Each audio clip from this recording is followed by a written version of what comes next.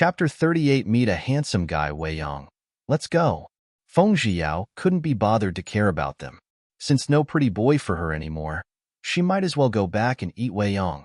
All right. Wei Yang had been wanting to leave for a long time, so he walked over and picked up Feng Zhiyao. He too chaptered the lotus leaf with his foot and left. Leaving behind the Beitang siblings, Xinyuan Haofei and Situ Yao looked to each chapter other. Very soon, Xinyuan Haofei was the first to recover from his shock. He ruthlessly glared at Beitang Zixuan. Big brother. He has already left. Being stared at by Xinyuan Haofei, Beitang Zixuan felt extremely uneasy.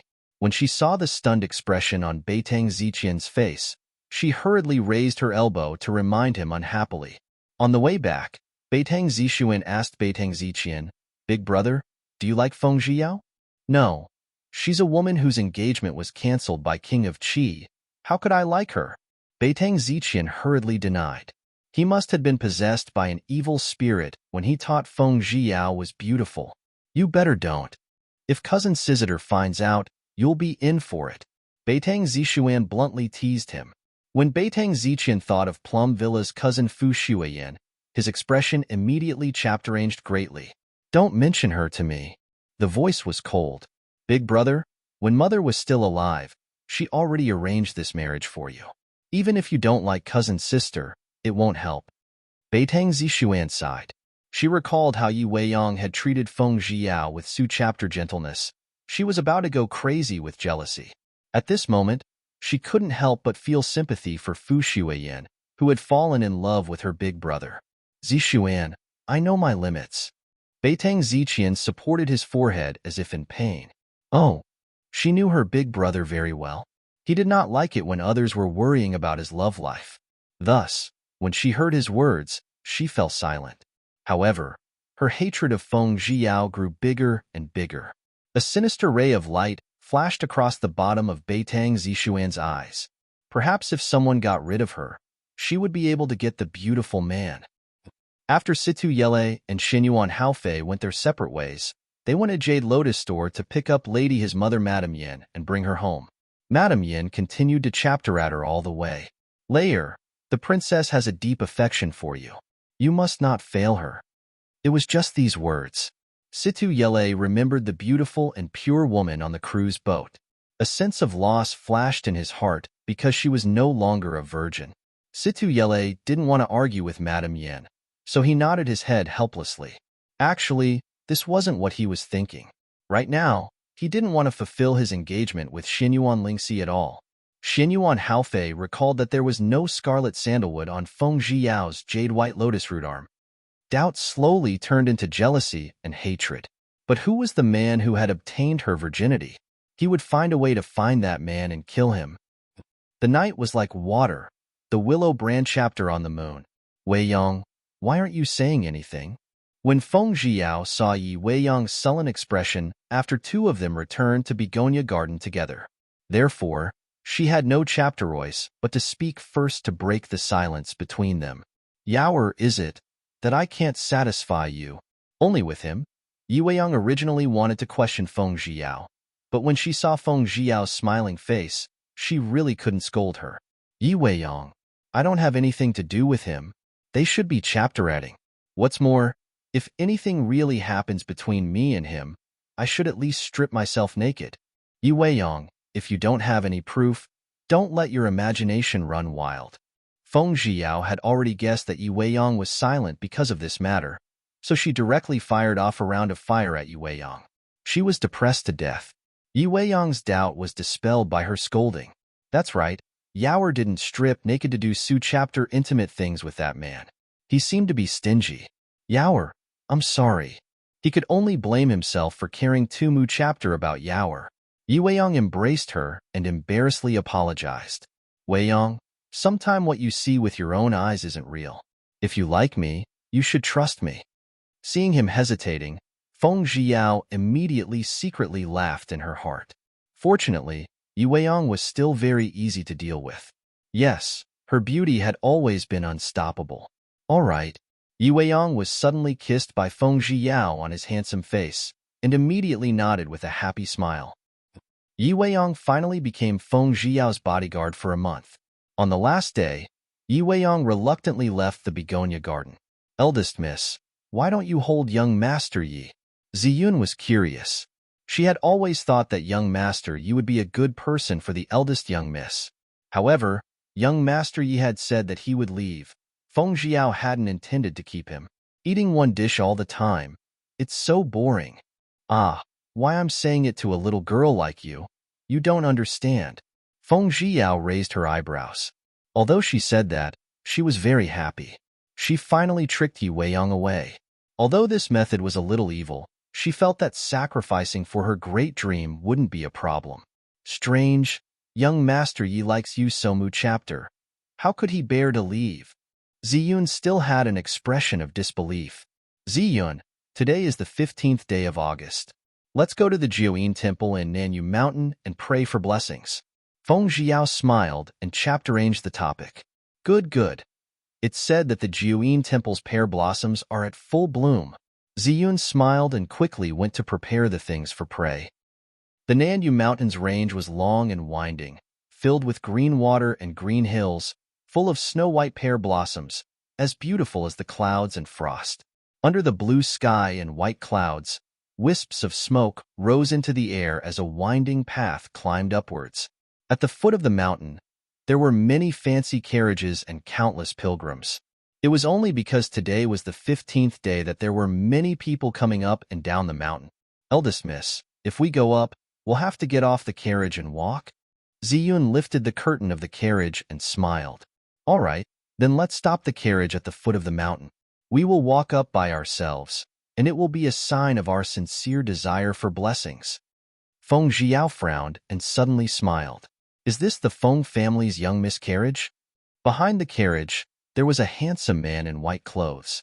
His hair was tied in a bun, and sunlight shone through the branch chapters of the pear blossom onto his handsome face, giving him a sense of warmth.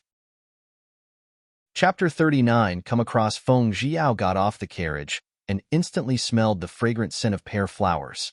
She looked into the distance and saw a beautiful green between the snow-white pear flowers. Out of the corner of her eye, she saw a man in white clothes, and she smiled sweetly. Young Masterly, you're also coming to the Jiuyin Temple to pray? When you lifted the curtain of the carriage earlier, I thought I saw the wrong person. It's really you. Li Minkin nodded his head and smiled gently. The blazing sun shone down with a scorching light from above. Feng Zhiyao slightly frowned. Ziyun hurriedly opened the oil paper umbrella, smiled and said, Eldest miss, it's cool on the mountain. Shouldn't we go up now? And that's fine too. At the foot of the mountain, it's so hot. Let's go up the mountain. Therefore, Feng Zhiyao laughed softly. All right, can I call you Yaoer? Li Ming can her call him Young Masterly. Li Minghan felt weird. He raised his eyebrows and smiled as he asked, Of course, you don't have to call me Young Masterly. You can call me Mingcan. All right. Anyway, the name is just a code. Feng Zhiyao covered her mouth and giggled. Then let's pray for blessings together. My pleasure. Li Mingkin's black eyes shifted as he smiled and nodded. His snow-white silk robe swayed gently in the mountain breeze. His picturesque face seemed to be coated with a layer of dazzling light, making his appearance handsome and magnificent. Beautiful man. What a beautiful man. Feng Zhiyao looked at him with her heart full of lust. How good would it be if she could eat him? Miss, Young Masterly is already walking in front. Why are you still in a daze? Ziyun quickly reminded. Oh, then let's keep up. Feng Zhiyao smiled. On the way, Li Mingkin's witty remarks made both Feng Zhiyao and Ziyun laugh. The three of them walked on the bluestone path up to the mountain. However, the Jiuyin Temple was built on the mountainside of Nanyu Mountain. The temple was grand and imposing, and the entire temple was hidden in the snow-white pear forest. The corners of the temple revealed apricot yellow color that exuded a mysterious Buddhist feeling. Within the Jiuyin Temple, there were many guests. In a wide square in front of the entrance, many hawkers were selling incense sticks, underworld money, and all sorts of small things, attracting many people to ask for their prices. Inside the temple was a 12-foot-tall Maitreya booth. It could be said that he was a monk with a big belly. The sunlight shards sprinkled on the body of the Buddha, giving it a golden glow. Yaoer, I've made an appointment with the host here to discuss some matters. Can you wait for me at the Chinese Pavilion in the back of the mountain? Li Minkin asked her after lighting the candles and burning incense. All right. Feng Zhiyao nodded with a smile. Seeing Li Mingyang following a little sham to see the host, so she ordered Ziyun to donate 88 silver taels to Jiuyin Temple before they prepared to leave for the back of the mountain. Eldest miss, don't you ask a sign? Ziyun was puzzled. Didn't other girls come to the Jiuyin Temple just to ask for a marriage sign? I don't believe that. Feng Zhiyao shook her head. Ziyun, let's go to the Chinese Pavilion in the back of the mountains and wait for young Master Li. Ziyun immediately followed. Surrounded by peaks, there was a limpid blue pond. The lake water was clear and transparent, with rows of pear trees on the shore. The wind blew past and the petals fell into the pond, creating ripples. The Chinese Pavilion was built from pear trees and sat on the shore. Inside the pavilion was an exquisite, ancient, and unadorned 9-string zither. Eldest miss, this place is so beautiful. Ziyun couldn't help but exclaim in admiration. The air was filled with the faint fragrance of flowers.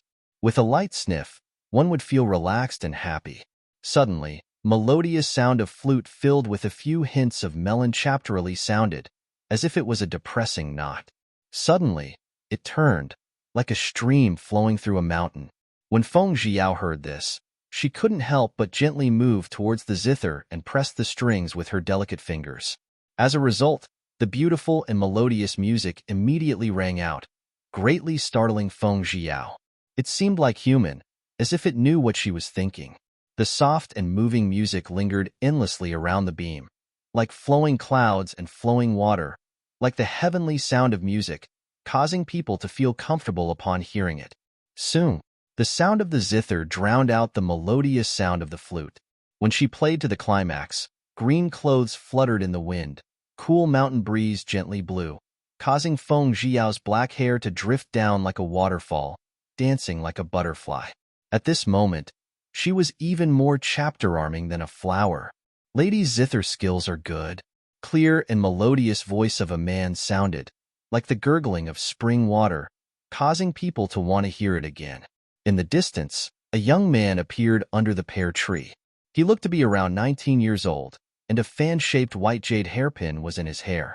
His black hair fluttered in the wind like seaweed, and he looked like a fairy descending into the mortal world. Through the branch chapters of the pear tree, the mottled sunlight shone on his body. His sword-like eyebrows were like pictures, his starry eyes were bright, his lips were the color of chapterary, and his skin was the color of snow. His pink long robe wrapped around his almost perfect body curves. When he looked at her with his bright, starry eyes, she only felt her heart palpitating, and her chapter-arming little face flushed red. It would be great if she could eat Su Chapter an immortal-like man. But why was this man sitting in a wooden wheel chapter? What a pity. She looked at his hands that were as white jade holding onto the wooden wheel. A trace of pity flashed in her eyes. Her eyes were filled with mist, and her heart a-chaptered. How could a beautiful man be a cripple? His handsome face looked very pale, especially when he suddenly coughed a few times. The servant beside him quickly handed him a white silk handkerchief chapterif. Ah, isn't this pretty boy's body too weak? Young master's flute skill is extremely good. Feng Zhiyao got up and walked towards him, smiling sweetly while looking at his peerless handsome face. Just like that, he calmly stared at her. His warm, sun-like smile gave off a warm feeling to those within 3 feet of him. It's a pity that the flute is good and the song can also be considered good. However, young master is preoccupied.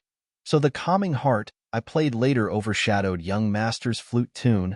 Feng Zhiyao pursed her lips into a smile and told him everything she had heard.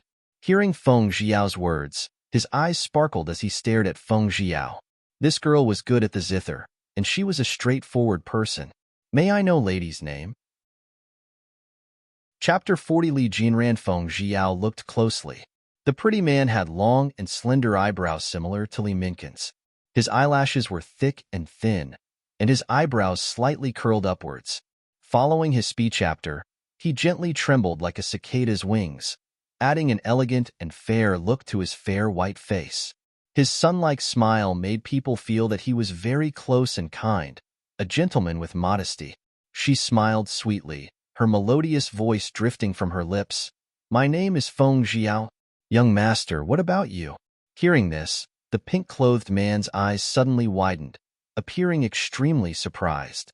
The corners of his lips raised slightly as he blurted out, "You are the young miss of the Feng family that rumored to have been repudiated by King of Qi?"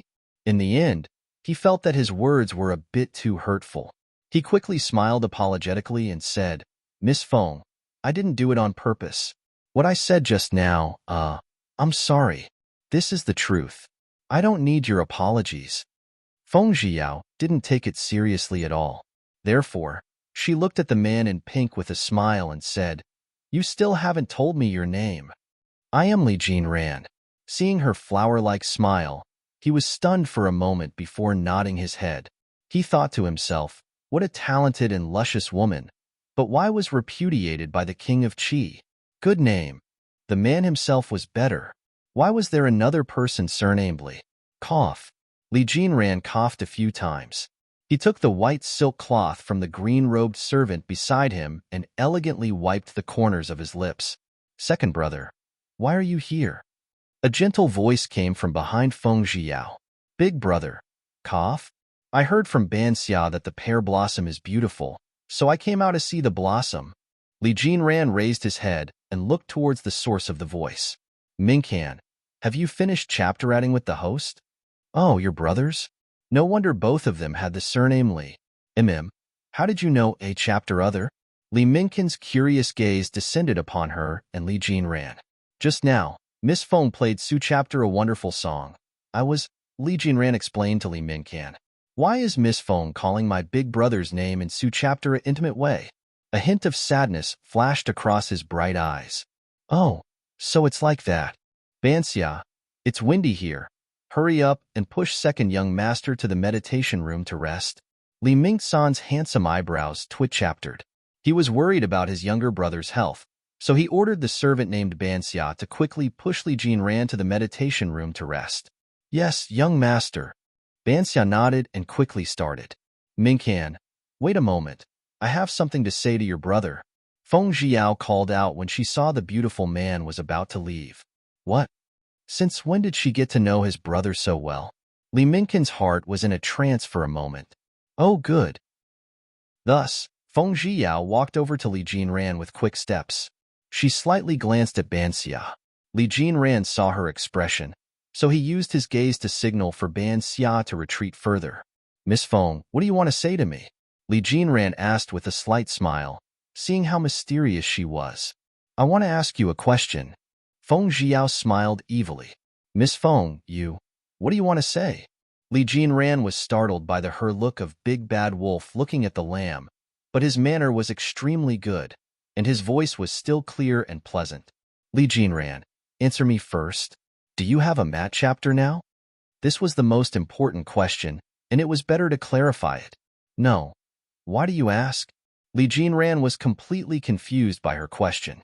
"Answer my question first." Feng Jiao winked at him with a playful smile. Hearing this, Ziyun was startled. Could it be that the eldest miss has taken a fancy to the young master? But how could he make the eldest young lady happy? Li Jinran looked at her seductive and curvaceous body, and the two of them were so close together, causing his handsome face to turn red. He averted his gaze, lowering his head and sighing, "No. In my case, WHI chapter girl would want to marry to me? Second brother, you are the second young master of our sole chapter ace manor. How could there be no young lady to marry to you?" Hearing these words, Li Mingcan somewhat disagreed in his heart, and so he began to console him. "Big brother, don't comfort me. With my current state, how can I give a lady happiness?" Li Jinran lightly shook his head as his gaze landed on the fragrant white pear blossom. "Miss Feng, I'm not feeling well. I'll be going back to the meditation room first. Banxia, give me a push." After Li Jinran said this, he actually felt that he had fled in desperation and felt inferior to himself. So quickly.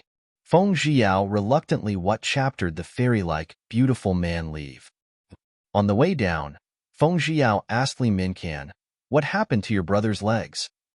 "He became like this during cultivation when he was young." Li Mincanen recalled the painful past, his face stifled as he sighed. "Isn't there a way to save him?" Feng Jiao was very curious. "When my father was alive, he invited many famous doctors, but none of them was able to make him stand up." Li Mincan's thoughts drifted far away, feeling sorry for his younger brother's legs. "Then why does he live at Juyin Temple?" she asked again. "My second brother likes pear blossoms, so I arranged for him to stay at Juyin Temple to avoid enmity in the martial world." The Soul Chapter Ace Manor's business of killing naturally offended many people. Oh no! The dress that Feng Jiao wore today was too long. She accidentally tripped on a rock and twisted her foot. "My feet hurt." "Yaoer, don't move. Let me see." Li Mincan hurriedly told her not to move. He gently picked her up and gracefully sat on a rock. "Eldest miss, are you all right?" Ziyun stepped forward and asked anxiously. Feng Jiao yelled out loud in pain. Perhaps because Li Minghan was a figure of the martial world, so he didn't care the rules Somu chapter. He helped Feng Jiao to take off her stockings and saw that her ankles were swollen and red. "Ziyun, your eldest miss foot has been injured. There's a medicine store at the foot of the mountain. Eldest miss, you wait first. I will go down the mountain to buy some medicine." After Ziyun finished speaking, she quickened her pace and descended the mountain. "Silly girl." Feng Jiao gazed at Ziyun's back as a trace of warmth flashed through her heart. "It seems that you can't walk down the mountain by yourself. If you don't mind, I'll carry you down the mountain." Li Mincan frowned when he saw this. Feng Jiao politely nodded. Looking at Feng Jiao at Su chapter a close distance actually made his heart palpitate with fear. Her pretty face was soft and smooth, pure and chapter-arming. Her eyes were as clear as water, without a trace of worldly customs. She was like a fairy from the moon, elegant and enchanting. "Why are you only looking at me and not carrying me?" Seeing him staring straight at her, Feng Jiao's eyes shifted and being playful. Chapter 41. Do you like me? Mincan. Feng Jiao wrapped her white and tender lotus arms around his neck. Whi chapter surprised Li Mincan, because Feng Jiao's voice suddenly became flirtatious and gentle. "Do you like me?" Feng Jiao seriously looked into his dark and deep eyes. Li Mincan's handsome face immediately burned with passion. Glimmers danced in his eyes as his heart skipped a beat. He wondered why the beautiful woman asked Su chapter a question. "Don't you like me?" "I knew that no one would like Yaoer. Sai, young Master Situ, said that he wants to marry me as an concubine. Why don't I close my eyes and follow him?" Feng Jiao deliberately probed him, faintly saying, "Yaoer." Li Mincan didn't know why his mind was thrown into disarray by Feng Jiao's words, but he immediately roared in anger. "I know my name? You don't have to remind me so loudly." No, she had to keep up the good work. Her plan to hunting beautiful man couldn't be wasted just like that. "Yaoer, what's wrong with you? Why do you ask me this question?" Li Mincan looked at her with suspicion. "I'm bored." She rolled her eyes at him, as if to push him away, and stood up herself. "Yaoer, be careful." Li Mincan saw her trembling and wanted to stand up, so he quickly stopped her. Luckily, Li Mincan had Arya chaptered out his hand. Otherwise, Feng Jiao might have fallen down on all fours. "Why are you so willful? Didn't I say it already? I'll carry you on my back." Although he didn't want to admit that he liked this little girl, his emotions were still affected by her every move. He was about to pick her up again. She tightened her grip on his neck. Li Mincan was so scared by Feng Jiao that he didn't even dare to move. His heart felt like it was about to burst out of his chapterist. Feng Jiao swallowed her saliva and slowly moved her chapterary lips up close to Li Mincan. In her heart, she was thinking, if I can't kiss that very pretty man, then it's fine if I kiss his brother. Thinking of this, she suddenly closed her eyes and kissed him. Oh, heavens! Li Mincan had unexpectedly used Su chapter speed to cover her chapterary lips. His handsome face even turned red. "Li Mincan, what do you mean by this? A girl took Su chapter an initiative, you actually, or do you think Yaoer is unfaithful as the king of Qi said? So you looks down on me?" She made a tearful face and looked at him with a resentful eye. Sigh, forget about it. I don't believe that Feng Zhiyao, can't find a man. Oomph. She gave a cold snort and intentionally straightened her chapterist. With a coquettish smile on her lips, she said, Jiren and I really get along. I'll go seduce this beautiful man. Feng Zhiyao had said that on purpose, but she still stayed in his arms and didn't really want to go back to Juyin Temple. Li Minkin's handsome face immediately darkened as he glared at her. What are you planning to do? Your ankle has been injured like this, and you're still not calm. She actually wanted to seduce a man, and that man was his younger brother. It's none of your business. Scram. She was fucking giving him face, finally came up with a plan to seduce him, but who would have thought that this man would push her away, causing her self-confidence to collapse with a loud crash. There was really no justice to it. He was still blabbering at her like that. I said that out of concern for you. It was the first time Li Minkin had met Su Chapter, a willful woman. Okay, you have a foot injury. Don't be angry, okay? Seeing her pout, he couldn't bear to curse her. Oomph. I shouldn't have saved you that day. You are just an ingrate. She was filled with regret. She had always been a murderer. This was the first time she had gone out of her way to save someone, but he had been so unromantic. Li Minkin looked at her small mouth full of chapteratter, her delicate, red and adorable face. His mind was rippling. His black eyes became dark and profound. Before Feng Zhiyao could react, her small mouth had already been invaded by his thin lips. Feng Zhiyao was dumbfounded. He actually forcefully kissed her? Didn't he just push her away? How did it chapterange so fast? Then tyranny became tenderness. The enchapteranting body leaned against his strong chapterist, so fitting. Feng Zhiyao's entire body was comfortable, let out an enticing, delicate gasp, causing Li Minkin's entire body to tense up. His rationality was instantly awakened, and his eyes instantly brightened up. He hurriedly pushed Feng Zhiyao away. She stared at him with her beautiful eyes wide open. Why did he push her away all of a sudden during the fiery tongue kiss? Yaoer, I didn't do it on purpose. Li Minkin angrily tugged at his hair. His handsome face was red as he explained while gasping for breath. I know. Are you doing this on purpose? When Feng Zhiyao heard this, the corner of her eyes twitch-chaptered violently. She then saw his embarrassed and blushing face, and she suddenly mocked him with a mischapterivis smile. Furthermore, Minkan, your kissing skills are quite good. Yaoer, you. Let's hurry down the mountain. Li Minkin turned his back to hide his man part, inwardly cursing himself for being so romantic. All right. In any case, this man would definitely be hers. Feng Zhiyao bared her teeth with a smile, like a blooming hibiscus. The dazzling light shot out in all directions, once again giving Li Minkin a flash.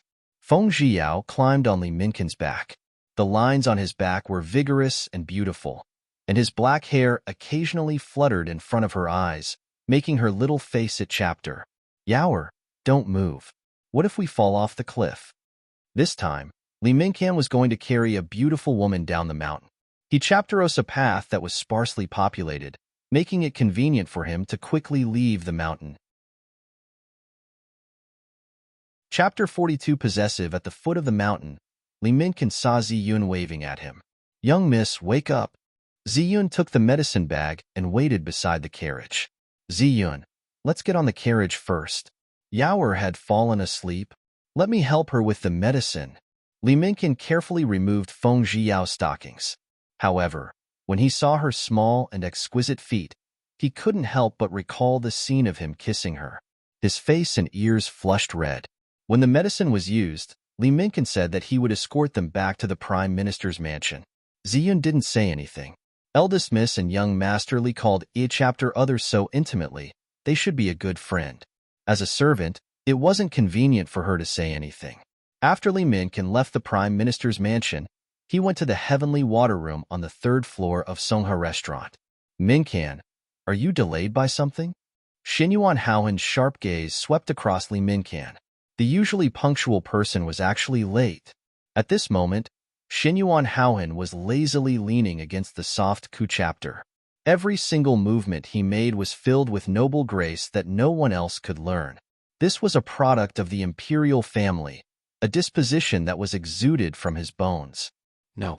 Li Minkin faintly smiled and sat at the bottom of his chapter air. He was still thinking about that little girl's sweet sleeping appearance. What are you thinking about? So entranced? Xinyuan Haohan raised an eyebrow as he saw Li Minkin's expression. After hesitating for a while, Li Minghan finally shook his head. It's nothing, Minkan. You're not young anymore. Should get married soon. It's almost the Blue Festival. When the time comes, tell me who's in your favor, and I'll be the mat chapter maker for you. Xinyuan Haohan saw Li Minkin's peculiar expression. The corners of his lips curled up, and a warm smile could be seen on his lips. Let's not talk about this matter for now. Why did you ask me to come here this time? Li Minkin elegantly picked up the white jade teacup, lowering his gaze to look at the jade tea leaves floating in the cup as he asked. When Xingyuan has officially taken the position of the patriarch chapter of the number 1 family in the Nan Shao Kingdom, Xinyuan Haohan suddenly smiled. He quietly looked at the tea in the white jade teacup with an incomparable understanding in his eyes. The One family's influence did not exist in Nan Shao Kingdom just now, but when Xingyuan's unfathomable power had pierced into his heart like a thorn. He was 5 years older than when Xingyuan, and he was only given the title of King of Qin 3 years ago.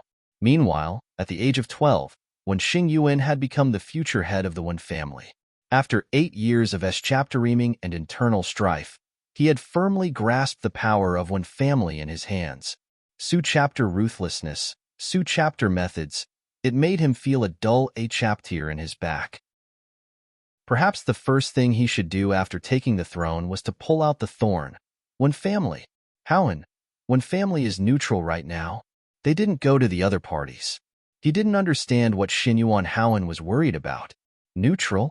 Not necessarily. He was very close to his 7th brother. A deep look flashed across Xinyuan Haohan's cold eyes. A faint smile bloomed on Li Minkin's face, but his glass-like eyes were as calm as water. But the calm waves were so turbulent that no one knew. He had promised his father, who had died, he would definitely racking his brains to help Xinyuan Haohan obtain the throne. If he leans toward any of them, then we should be really worried. For now, he can still be our friend, Li Minkin said with a frown. Let's just wait and see. Xinyuan Haohan was serene and leisurely. A gentle breeze blew past, brushing against his flying black hair. His expression never chapter-arranged. His gaze was as cold as snow and his body as steady as a mountain. He was like an unwavering boulder. No power could move him. Until the night fell, Feng Zhiao slowly woke up. Ziyun. Where is him? It was strange. Didn't he say that he would carry her down the mountain? After a short time, she was already in her room. Eldest miss, why don't you take a look at the color of the sky? After sentaying us back, he said goodbye and left. Eldest miss, young Master Li is very considerate towards you. Ziyun explained everything that Li Minkin had done for her. When Feng Zhiao heard this, her eyebrows curved up in a smile. This meant that Minkan was not completely uninterested in her. On the 17th of August, someone actually sent a note inviting her out on an outing. Eldest miss, I heard that the old master is very satisfied with young Master One. You shouldn't wear Su chapter plain clothes. Ziyun looked at Feng Zhiao, who was wearing a white silk dress, and reminded her while pouting her small mouth. Whi chapter 1 is young Master One? She was confused. It is young Master One who has taken over the position of patriarch chapter of the One family. The one you saw at Songha restaurant last time. He was called Wen Xingyuan. Young Master One was also a friend of King of Qi. Hearing this, Ziyun's lips twitched a few times. How could eldest miss forget? Oh, it's him. She hadn't forgotten that he was friend of King of Qi. She didn't have a good impression of that man's friends. Eldest miss, are you really going to wear this? Ziyun frowned. The old master had told her to dress eldest miss properly, but now it was over. She had messed up. Feng Zhiao left without looking back. This time, she didn't bring Ziyun. Of course, it was order from Father Feng. When Feng Zhiao arrived at the entrance, she saw a luxurious carriage parked at the entrance. This reminded Feng Zhiyao of the handsome and unreasonable chapter airman of HSBC Corporation who had pestered he. That made her want to sneak back to the begonia garden to sleep. However, the next second, a voice that was as warm as water rang out, causing one to feel comfortable all over when hearing it. "Please get on the carriage." His smile was clear and elegant, his eyes burning with passion. "You are. All right, forget it." Currently, the pretty boy was in front of her. Why would she be at a loss over what to do with them? Besides, she couldn't refute Father Feng's good intentions. 80% of the time, Father Feng was worried that she would be seriously ill and wouldn't be able to get married. The interior of the carriage was beautifully arranged. Congratulations on becoming the patriarch chapter. To stand out among the young masters of one family, he must have his own methods. The atmosphere was so heavy that Feng Zhiyao was the first to break the silence. He nodded, and then smiled and asked, "The last time I heard you play a very special tune. May I ask where did you learn it from?" How to answer that? In the future? Patriarch Chapter 1. Are you inviting me out just to ask me this question? She smiled coquettishly and took the opportunity to chapter-range the subject. No, I just want to spend more time with you. He had already missed more than 20 days for business. Why did it sound like he liked her a little? Patriarch Chapter 1. What do you mean by this? She asked the question WHI chapter. He should have known the answers.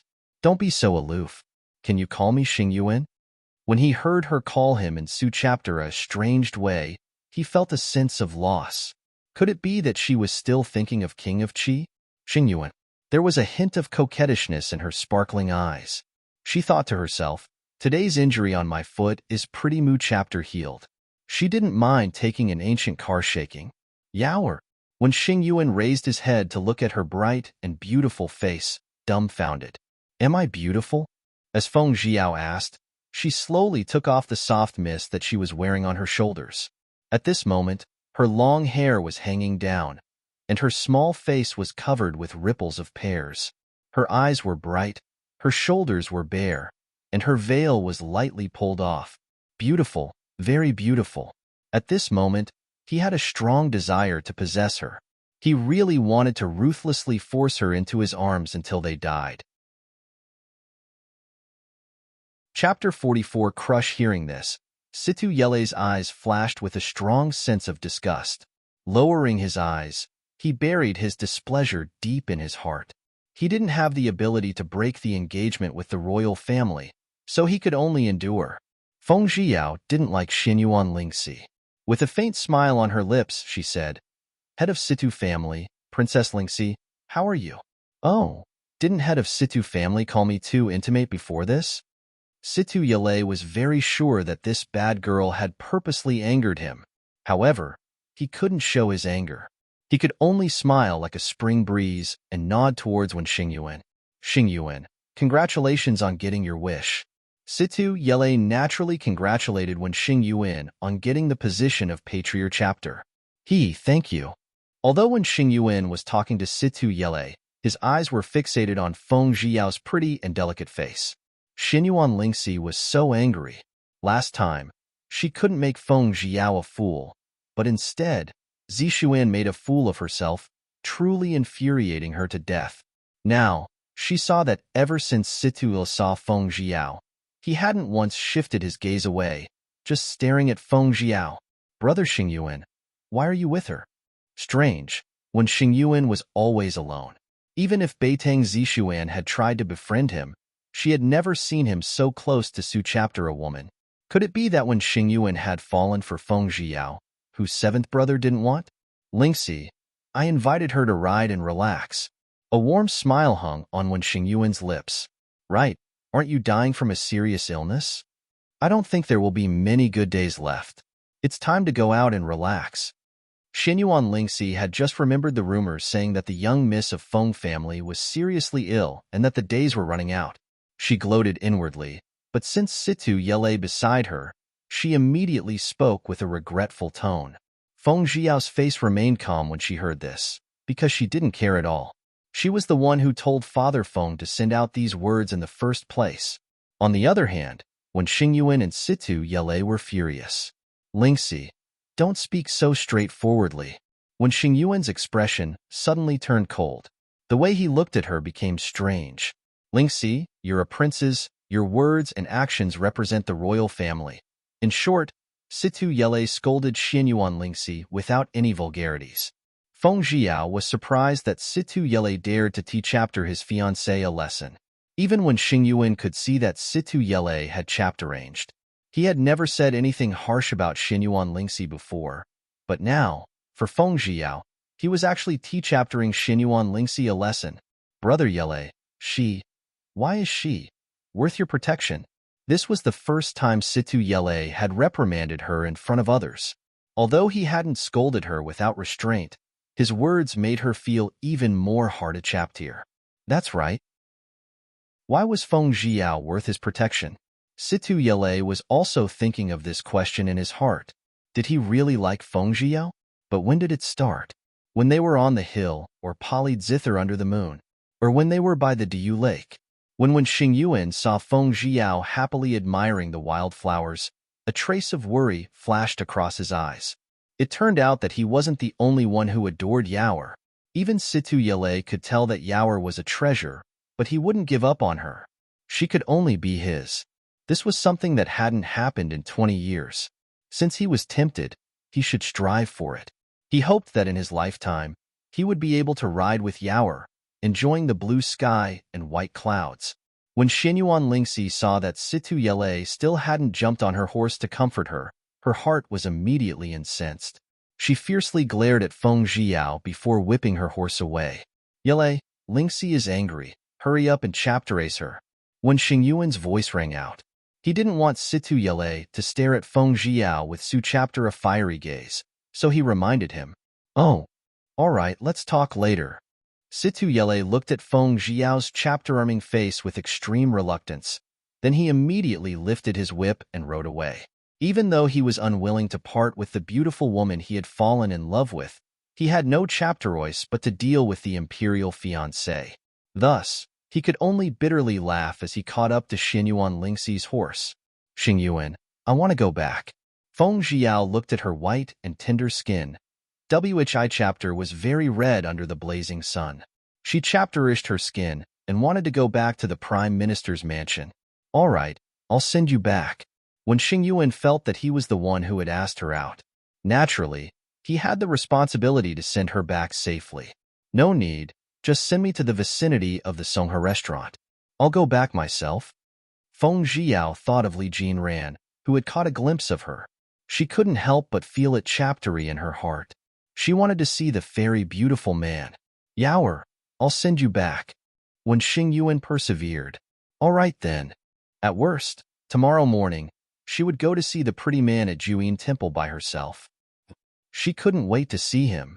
The next day, early in the morning, she was shocked by the imperial concubine's imperial decree.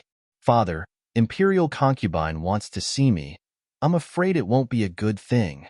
When Feng Zhiyao remembered the horror of the fight in ancient palace, her face showed a face full of disgust. Father will bring you into the palace. Feng Wucai held his beard and said with a frown, all right, with Father Feng's protection, she should not be in any danger. Chapter 45 Thoughts. The imperial palace of Nan Shao Kingdom, built with magnificent and majestic buildings arranged in orderly rows. The eaves are lined with layers of decorations. A bronze bell hangs from the corner of the eaves. The tall, vermilion, four-pointed pillar stands upright. It is carved with dragons and phoenixes, painted with colorful lacquers and dazzling colors. It looks like a beautiful painting under the sunlight. At the moment, there was a lot of colorful lights in the sky.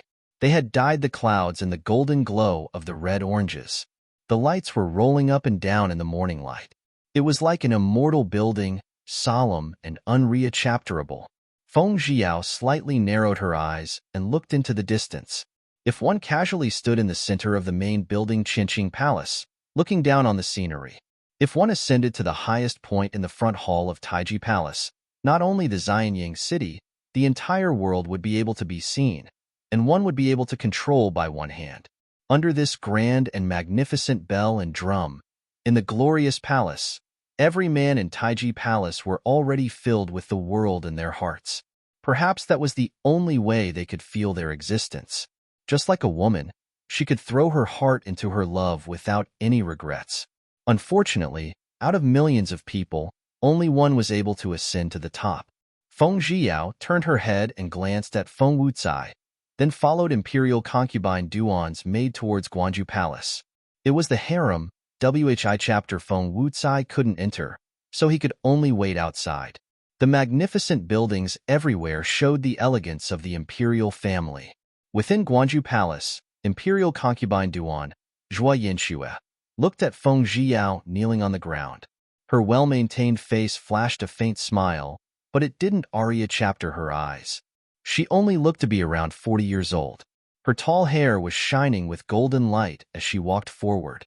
Her fair skin looked quite flexible, but the wrinkle at the corner of her eyes showed her age. At this moment, there was a hint of scrutiny on her face. "Stand up. Seat." With a gentle wave of her hand, the imperial concubine Duan signaled the palace maid to bring stool for Feng Zhiyao to sit on. "Thank you, madam." Feng Zhiyao's lips curved into a faint smile. She really didn't know why the king of Qi's mother was looking for her at this time. "I heard you're sick." Imperial concubine Duan supported her head with one hand and slowly closed her eyes. However, the question made Feng Zhiyao feel a little bit nervous.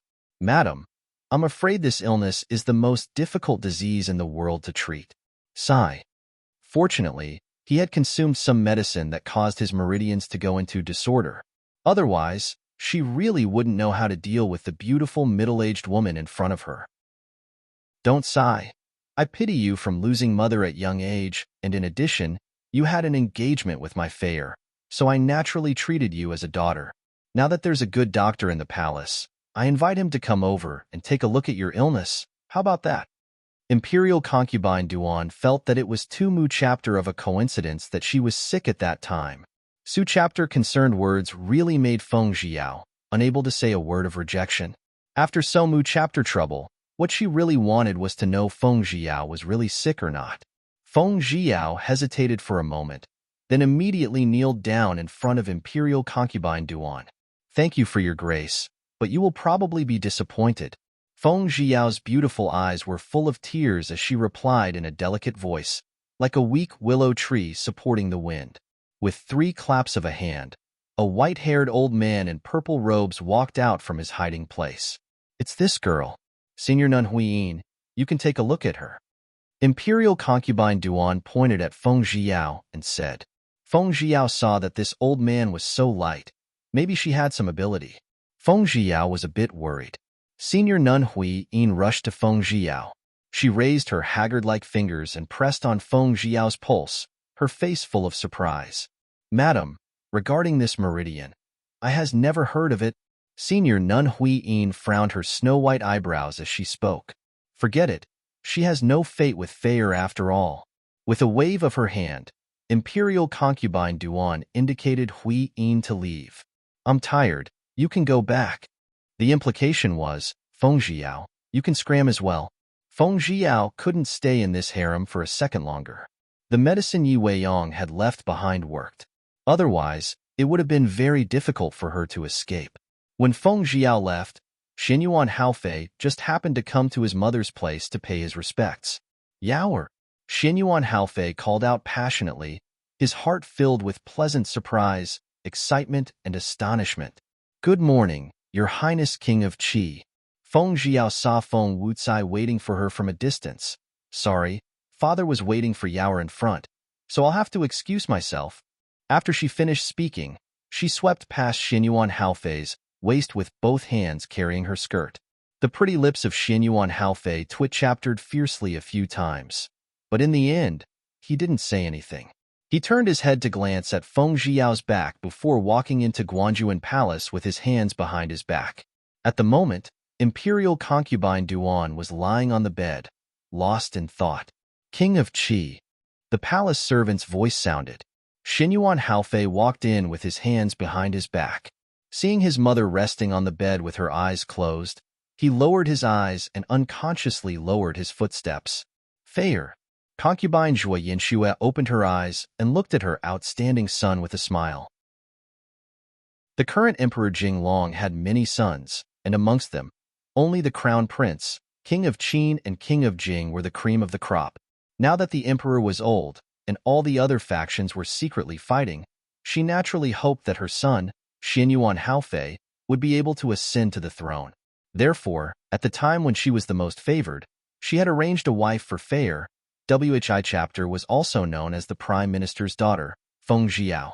However, she had not expected that Feng Zhiqiang, who was also the younger cousin of the young lord of Mighty Heavenly Castle, would appear halfway. Mighty Heavenly Castle's wealth was comparable to the number 1 family of Nan Shao, the One Family. Mother. Xianyuan Haofei was still thinking about meeting Feng Zhiyao at the entrance of the palace. I wonder what business does Mother have with Feng Zhiyao? Sigh. She was really incurable. Just now, Senior Nun Hui Yin detected her pulse. Zhuo Yinxue sighed. The word, incurable, sounded like thunder on Xianyuan Haofei's chapterist. In a split second, his expression turned extremely ugly.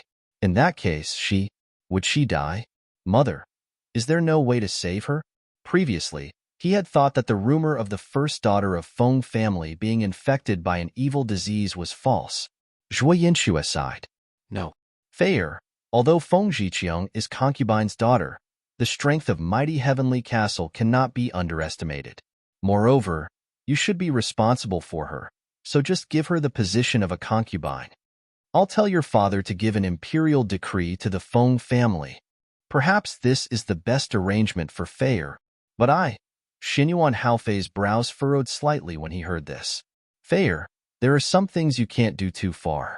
No matter what, you must always focus on important matters. Moreover, when the time is right, you must leave a path of retreat for yourself. While Zhuo Yinxue was speaking with Xianyuan Haofei, she had already dismissed the crowd. Thus, when she finished speaking, the hall was completely silent. It was so quiet that one could hear the sound of an embroidery needle dropping. Chapter 46. Be careful. Mother, do you know something? Strange. He had thought of a way to get Imperial Dr. Lin to keep his mouth shut. Fei, Imperial Dr. Lin received my favor. That is to say, my son, Imperial Dr. Lin told your mother about how you murdered Feng Zhiqiang's unborn chaptered without reservation. She was born out of a concubine, doesn't deserve to have my heir. Xianyuan Haofei indirectly admitted to his own actions. But you don't have to make her infertile for life. Zhuo Yinxue sighed.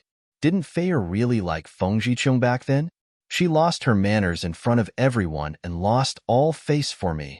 Xianyuan Haofei couldn't help but feel annoyed when he recalled her taking action that night under the chapterful eyes of everyone. Right, the Grand General's only daughter, Shangguan Qirong, has just REA chaptered 15 this month, and she will also be attending Blue Festival. When that happens, think of ways to make her like you. Mu Fei will help you when the time comes. If you let her be your first wife, then that would be the best outcome. Although Grand General Shangguan Lin were not as powerful as Prime Minister Feng, but he had 200,000 men in his hands. Since the ancient times, the most important thing for throne was military power. Blue Festival, then Feng Zhiyao would also attend, right? Xianyuan Haofei's expression was somewhat at a loss, but it was mostly anticipation.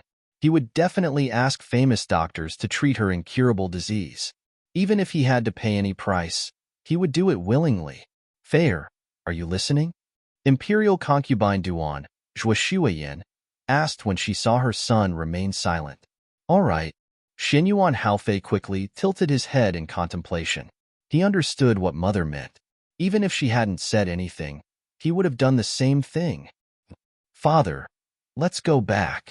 Feng Zhiyao said with a smile while looking at Feng Wucai. She didn't make things difficult for you, did she? Feng Wucai said worriedly. No, thank you father for your concern. Feng Zhiyao shook her head. Father, Imperial concubine Duan mentioned my mother just now. Feng Zhiyao faintly stated her words, but if one looked closely, one could see a trace of craftiness flashing across the depths of Feng Zhiyao's eyes. What did she say? When Feng Wucai heard this, his face tensed up for a moment. Why did that woman mention die? No details. Dad, you seem to be very nervous? Feng Jiao always felt that her father's attitude towards her was very strange. If he was fond of her before, then why did he let Feng Jiqiang have the chapterants to bully her? No, you must be seeing things wrong. Ah, right, Yaoer. Just now, the Emperor's personal chapter sent a message to Father, saying that the Emperor heard that I had entered the palace and wanted to find me. You wait for me in the Imperial Garden, while enjoying the flowers, okay? Feng Wucai smiled embarrassedly, then seemed to recall something as he said, All right, Father, go and quickly come back. Yaoer will be waiting for you in the Imperial Garden. So strange, why was Father Feng so afraid of mentioning Mother? Feng Jiao remained calm on the surface, but thought to herself. The Imperial Garden in front of her was extremely beautiful. There were hundreds of flowers blooming in the garden, and it was extremely colorful, especially the cluster of rosebuds. Whi chapter made people forget about returning after looking at them. Feng Jiao bent her body to sniff, wanting to pick one. But when she did so, she faintly heard the rustling of leaves, and then saw a figure in a bright yellow silk dress carrying a figure in pink, jumping into a cave nearby. She looked around. This was the most secluded place in the entire Imperial Garden. Was it a live show? What chapter or not? Listen or not? She was a woman with desire, so how could she miss it? Therefore, she tiptoed over to the butterfly or chaptered flowers, gently walked over, bent over and chaptered her ear to the cave wall to eavesdrop. Crown Prince, don't. A young woman's coquettish voice sounded. Ruer, I love this part of you the most. It's so tight, so refreshing. The rough voice of a man accompanied by the rustling sound of clothes being taken off made one's imagination run wild. I'm afraid this is the Imperial Garden. The woman was somewhat resistant. I really likes this kind of stimulating thing. The man's indifferent tone didn't stop even for a moment. Soon, she heard the enchapteranting voice of the woman. Your Highness, it hurts. No. Ruer is in Somu chapter pain Wu, damn. It really was a live show. Just as Feng Jiao was listening, her chapterary lips were covered by a pair of ice-cold hands. Don't make a sound. Come with me. Who was this? So annoying. But why did the voice in her ears sound so familiar? At this moment, Feng Jiao's eyes were cold and threatening, but her face was calm. Do you want to die? He was furious. He had never thought that he would see her again so soon. In Su chapter a situation. You know me? Feng Jiao leaned against a magnolia tree, astonishment flashing across her eyes. Could it be that this man had seen her before? Think about it. When his cold eyes saw Feng Jiao's intelligent and calm eyes, his eyes suddenly lit up, a trace of amusement flashing across. His thin lips slightly pursed up as his entire body emitted an arrogant and cold noble aura of royalty. Wait, how could the owner of this voice be so similar to the man who had given her the jade qilin? Hey, did you give me a pretty jade qilin? This fellow still owes me a favor. Should I ask for it now? How clever. You remember now? He pursed his lips and a hint of joy flashed in his eyes. Why did you stop your savior? Oh, that's me. From hearing the live show, Feng Jiao was very unhappy. This kind of opportunity was similar to winning a prize. It was something rarely seen in a lifetime. Do you know who that man was? When he heard this, his handsome face went wild. He was trying to save her with good intentions, but she was blaming him without understanding. Who? Oh, that woman just called out Crown Prince? Could it be true?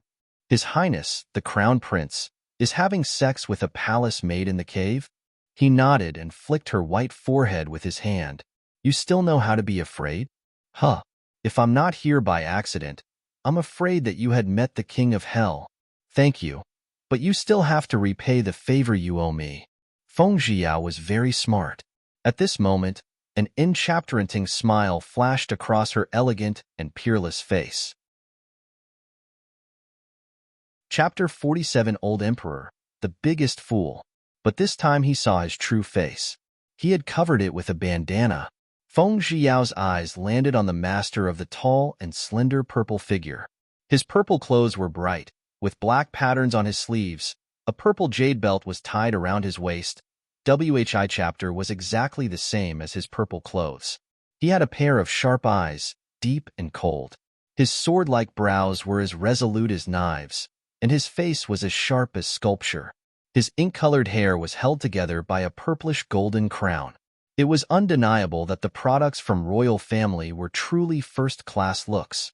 His handsome look was even more pronounced than Emperor's seventh son, King of Qi, Xinyuan Haofei. You are so familiar with the layout of the imperial garden. Could it be that you are? Could Su Chapter a cold man be the emperor's fourth son, Xinyuan Haoan, King of Qin, who came to the prime minister's mansion to give her a betrothal gift? Xinyuan Haoan. His eyes did not avert even the slightest bit, and his voice was very clear. It really is King of Qin.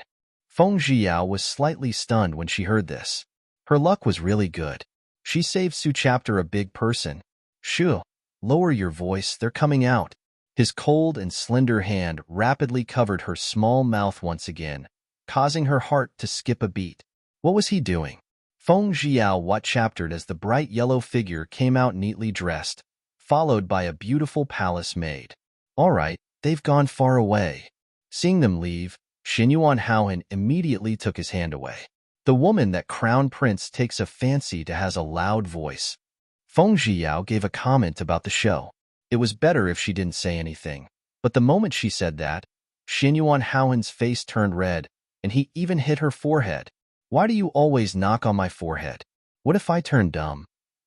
Feng Zhiyao waved her little fist in annoyance, warning him. It's fine. I think you're more adorable if you're dumb. Haha. The clear and bright spring voice was rather pleasant to the ears, but it made Feng Zhiyao furious. I'm not going to talk to you anymore. My father should have a good talk with your father. Feng Zhiyao glared at him. Without 2 hours long, my father will not let Prime Minister Feng leave. Xinyuan Haoan clenchaptered one hand into a fist behind his back and the other at his side, speaking indifferently. Could it be that something urgent has happened in the imperial government? Feng Zhiyao was very curious. It's urgent. Suyang region beside the Yellow River was affected by the drought and locusts, causing unspeakable suffering to the people. At this moment, father is in a state of anxiety. Xinyuan Haoan originally wanted to say nothing, but seeing those bright and intelligent eyes, he could not help but explain the reason. An ancient plague of locusts? No wonder the emperor was in Su Chapter a hurry to ask Father Feng to discuss countermeasures. Oh, Feng Zhiyao seemed to be thinking while playing with her bright pink fingernails. Her mind was whirling like lightning. A plague of locusts. It seems like a good chapterance to make a fortune has come. Right? Why did you suddenly appear in the palace? He was curious. Imperial concubine Duan looked for me. Feng Zhiyao shrugged her shoulders and said honestly. What did she want you for? Imperial concubine Duan was looking for her? Could it be that she wanted his seventh brother to marry her? Nothing. Feng Zhiyao was not telling the truth. The people in this palace were the fakest. It was better to leave quickly than to avoid trouble. I'll go to the pavilion and wait for my father to come out. You can enjoy the flowers yourself. By the way, she could think of some good ideas to help the people fight the locust plague, by the way. Let herself dig the first bucket of gold of ancient times. Xinyuan Haoan lightly shook his head. This little girl was just as special as before. If other girls saw his handsome face, they would have stuck to him like flies, but she didn't. This made him very appreciative. He saw the flash of light in her eyes just now. Therefore, he was very curious. Could it be that she had a good idea? Thus, he followed behind her, silently stomping on the ground. His lightness T-chapternique was truly top-notch chapter. Under the dazzling sunlight, the vast and boundless Ningji Lake seemed to be illuminated with a layer of golden gauze. Vapors swirled around the lake, and the center of the lake was filled with floating green lotus leaves. On the shore, the pink chapterary blossoms bloomed. The petals fell on the blue stones and green grass. The fragrance floated in the air, and the pink and purple flowers in the grass were faintly visible. The scenery was very beautiful. A few wisps of wind blew across the lake, sending flowers flying everywhere. She chaptered out her hand to cat chapter a petal, and her slender fingers were covered in a layer of sparkling powder. She raised her head and took a deep breath. She tightly clenched her fingers, eyebrows slightly knitted. It seemed that something was amiss. "Aren't you tired after following me all the way?" Feng Zhiao slowly turned around. Flowers glanced over her shoulder. She didn't want to look. "Why are you sighing?" Xinyuan Haohan leisurely walked out from behind a nearby chapterary tree, then elegantly stood there. "Yaoer." It was Feng Wucai who was panting heavily as he walked towards the Haoran pavilion. "King of Qin." Feng Wucai immediately faced Xinyuan Haohan and showed his respects. When Feng Zhiao saw that her father was bowing to King of Qin while she had not, she quickly knelt down to show her respects. "You may rise," Xinyuan Haohan said calmly. His voice was still cold, but his gaze had been focused on Feng Zhiao the entire time. "Father." When Feng Zhiao saw Father Feng appear, she immediately winked at him, implying, Father, let's go home quickly." "King of Qin, my daughter has been out for quite some time. She's not well. Time to go home." Feng Wucai naturally understood and quickly said, "Yaoer, haven't you left the palace yet?"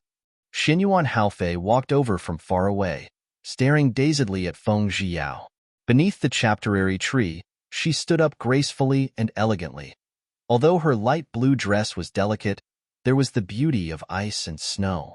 The pure light, the 2 chapter of autumn water. People were unable to close their eyes.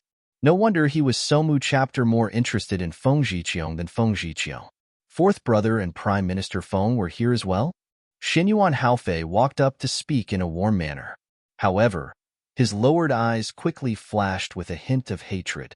Could it be that Prime Minister Feng had chapter arranged to support fourth brother? In that case, fourth brother had given a betrothal gift to Yaoer on the same day as him, as well as Yaoer had fourth brother's personal item, the jade Qilin. All of this proved that the Prime Minister most likely wanted to support fourth brother. But Yaoer's incurable disease? No, even if Yaoer were to die from illness in the future, she could only be his seventh brother. Xinyuan Haohan replied with a smile. Compared to the rumors, he was less serious and more warm. Between the faint smiles, there were no plots, only brothers. "Prime Minister Feng, your eyebrows are furrowed. Did father send you a job for Suyang?" Xinyuan Haofei asked with a smile on his lips. "What? Let Father Feng deal with the locust plague? Wasn't that a waste of resources?" When Feng Zhiao heard this, she secretly cursed the old emperor for being the biggest fool in the world. Chapter 48 King of Jing Father. Is what King of Qi said true? A look of disbelief flashed across Feng Zhiao's face. "It's true." Feng Wucai nodded his head. That locust plague was really difficult to deal with. Feng Wucai thought about it. He frowned once again. "Father, are you sure about that?" Feng Zhiao looked at him with a troubled face. It was probably very difficult to do, so there was no other way. Feng Wucai lightly shook his head, thinking to himself that it was precisely because of this that the old emperor had left him and King of Jing to handle this matter. After that, Feng Zhiao ignored Xinyuan Haohan and Xinyuan Haofei, giving a desperate look to Father Feng. She wanted to say, Father, let's quickly leave this damned place." She didn't want to provoke either of these two princes, because the royal family represented trouble. "My lords, I still has matters to attend to. I will take my leave first." Feng Wucai also had the same intention. He thought that if Yaoer stood here for a long time, the matter of Yaoer feigning illness would cause them to become suspicious, and that would be a bad thing. Xinyuan Haohan nodded. However, when he saw Feng Zhiao gently pass by him, he smiled meaningfully at her. This smile made Feng Zhiao's small body shudder. Xinyuan Haofei originally wanted to stop them, but thinking about Xinyuan Haohan's presence, his mood became extremely bad. Thus, he hesitantly left in the direction of Dongji Gate. Xinyuan Haohan stared at Xinyuan Haofei's back. Even it was not cold, his eyes were ice cold to the bone. After returning to the Prime Minister's mansion, Feng Zhiao didn't immediately return to the Begonia Garden. Instead, she followed Feng Wucai to the Nian study. This study was an important place in Prime Minister's mansion and was also the place where Feng Wucai worked. There were no complicated decorations in this room, but it was rather unique and picturesque. On the long table, there was a jade bamboo pin rack, several squares of snow-colored paper, and a wide glass filled with plain water. On top of it floated a lotus flower with green leaves. She didn't expect Father Feng to be Su Chapter an elegant person. At this moment, her gaze landed on a painting scroll on the wall. In the painting, there was a picture of lake and lotus in the moonlight. She stood in the middle of the bright room and looked at it. A gentle breeze blew into the room, and the painting seemed to give off a cool and elegant moonlight. Father, did you draw this lotus flower? Feng Zhiao was very impressed by the painter of this painting, but she had a strange feeling that this painting didn't look like it was painted by Father Feng. In front of the painting, it was as if one was in it, truly in the middle of the moonlight and lotuses. It was incomparably elegant. Not me. Feng Wucai's eyes were filled with endless sadness. Feng Zhiao stood in front of the painting for a while, praising it in her heart. However, she saw a few lines of poems written on the scroll, as if it was about the scene in the painting. The signature was Liang Qindai. She lifted her hand to Two Chapter the last word. The writing was sharp. Compared to the beautiful lotuses in the painting, it was slightly too sharp and cold. Su Chapter a feminine inscription, yet the writing was so powerful, it made people gasp in amazement. Yaoer, you didn't just go back to the begonia garden. Did you have something to say to Father? Feng Wucai's gaze shifted away from the painting. He turned his face away and walked to the window with hands behind his back, his eyes raising slightly as he spoke. Father, I have a way to deal with the locust plague. Feng Zhiao looked at Father Feng's sorrowful eyes, thinking that this painting might have something to do with Feng Zhiao's mother. She needed Yi Weiyang to help her chapter-eke it out. Feng Wucai turned around when he heard Feng Zhiao's words.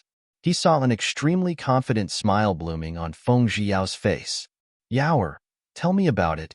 Joy flashed past Feng Wucai's eyes. This chapter-old seemed to have become even more different from before, becoming even more intelligent. Perhaps this was a good thing. If Dyer knew about it, she would definitely be gratified. Gather all the chapterikins and ducks from farmers in the vicinity of Suyang region. If it's not enough, we can transport more from all over country to Suyang, and after these chapterikins and ducks eat the locusts, their meat will be even more delicious. We can open a large stew restaurant and only make chapterikin soup. The money we earn can be used to help displaced refugees, or we can build a refugee camp in the future. Feng Zhiao's lips curved up in a smile.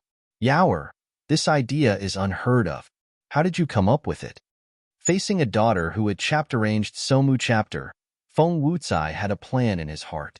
Her previous feigned illness and current strategy were inconceivable, but after the inconceivable, she completely convinced him. This was her daughter. How could she be stupid? Father, perhaps I have died once. The heavens have helped me open up my mind. Ah, Father Feng, you old fox. Did you believe me? No matter what, you are Father's daughter. Right, since you have Su Chapter a brain, you can promote Tsuha House. This is the token of Tsuha House. Now that I've given you Tsuha House, you can treat it as a dowry for you. This is a matter that must not be disclosed, understand? Feng Wucai felt that it was time to return Tsuha House that Dyer had entrusted to him to the original owner. Now, this chapter-old's mind was clear and bright. It was time. Father, can I spend as Mu chapter as I want? Feng Zhiao's eyes widened when she heard this. Was their Su chapter a good thing happening in the world? She had really made a fortune. Well, of course. Feng Wucai solemnly took out a white jade token with a carved butterfly pattern and gave it to Feng Zhiao. Father, what about the locusts? Feng Zhiao took the token and asked with a smile. That's a good idea, but I'm not the only one responsible for this. When King of Jing comes here later, if he agrees, then the name of Tsuha House will spread far and wide. All right, then let me meet King of Jing later. I want to talk to him in detail. Hearing this, Feng Zhiao felt that this was a good opportunity to earn money. She couldn't afford to miss it. Feng Wucai pondered for a moment before nodding his head in agreement. Looking at King of Jing, Xinyuan Haoyu, under the begonia tree, Feng Zhiao was slightly dazed. He wore a flowing pale blue dress with his hair tied with the white jade ribbon.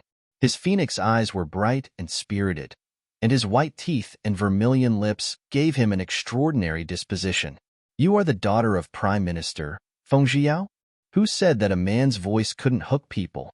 At this moment, the voice of this man suddenly shook Feng Zhiao's peaceful heart. His jade-like fingers gently brushed the begonia's petals. It revealed a transcendent beauty that could not be imagined. It was absolutely beautiful. Chapter 49 Test in the Begonia Garden. Xinyuan Haoyu stood with his hands behind his back. His soft black hair covered his shoulders and filled Feng Zhiao's eyes. Her face flushed red. She quickly lowered her head. She remembered that she was now the legitimate daughter of Prime Minister Feng. She should be dignified, virtuous, and well-mannered. Your Highness. Feng Zhiao quickly showed her respect. Stand up. I heard from Prime Minister Feng that you have a way to deal with the plague of locust in Suyang? Tell me about it. After Xinyuan Haoyu saw Feng Zhiao, he was slightly startled. His eyes were filled with astonishment. He was a little embarrassed, moved his sight away, and looking at the begonia blossoms at the side. Yes. Feng Zhiao's reply was neither humble nor arrogant. Following that, she repeated the words she said to Father Feng to Xinyuan Haoyu.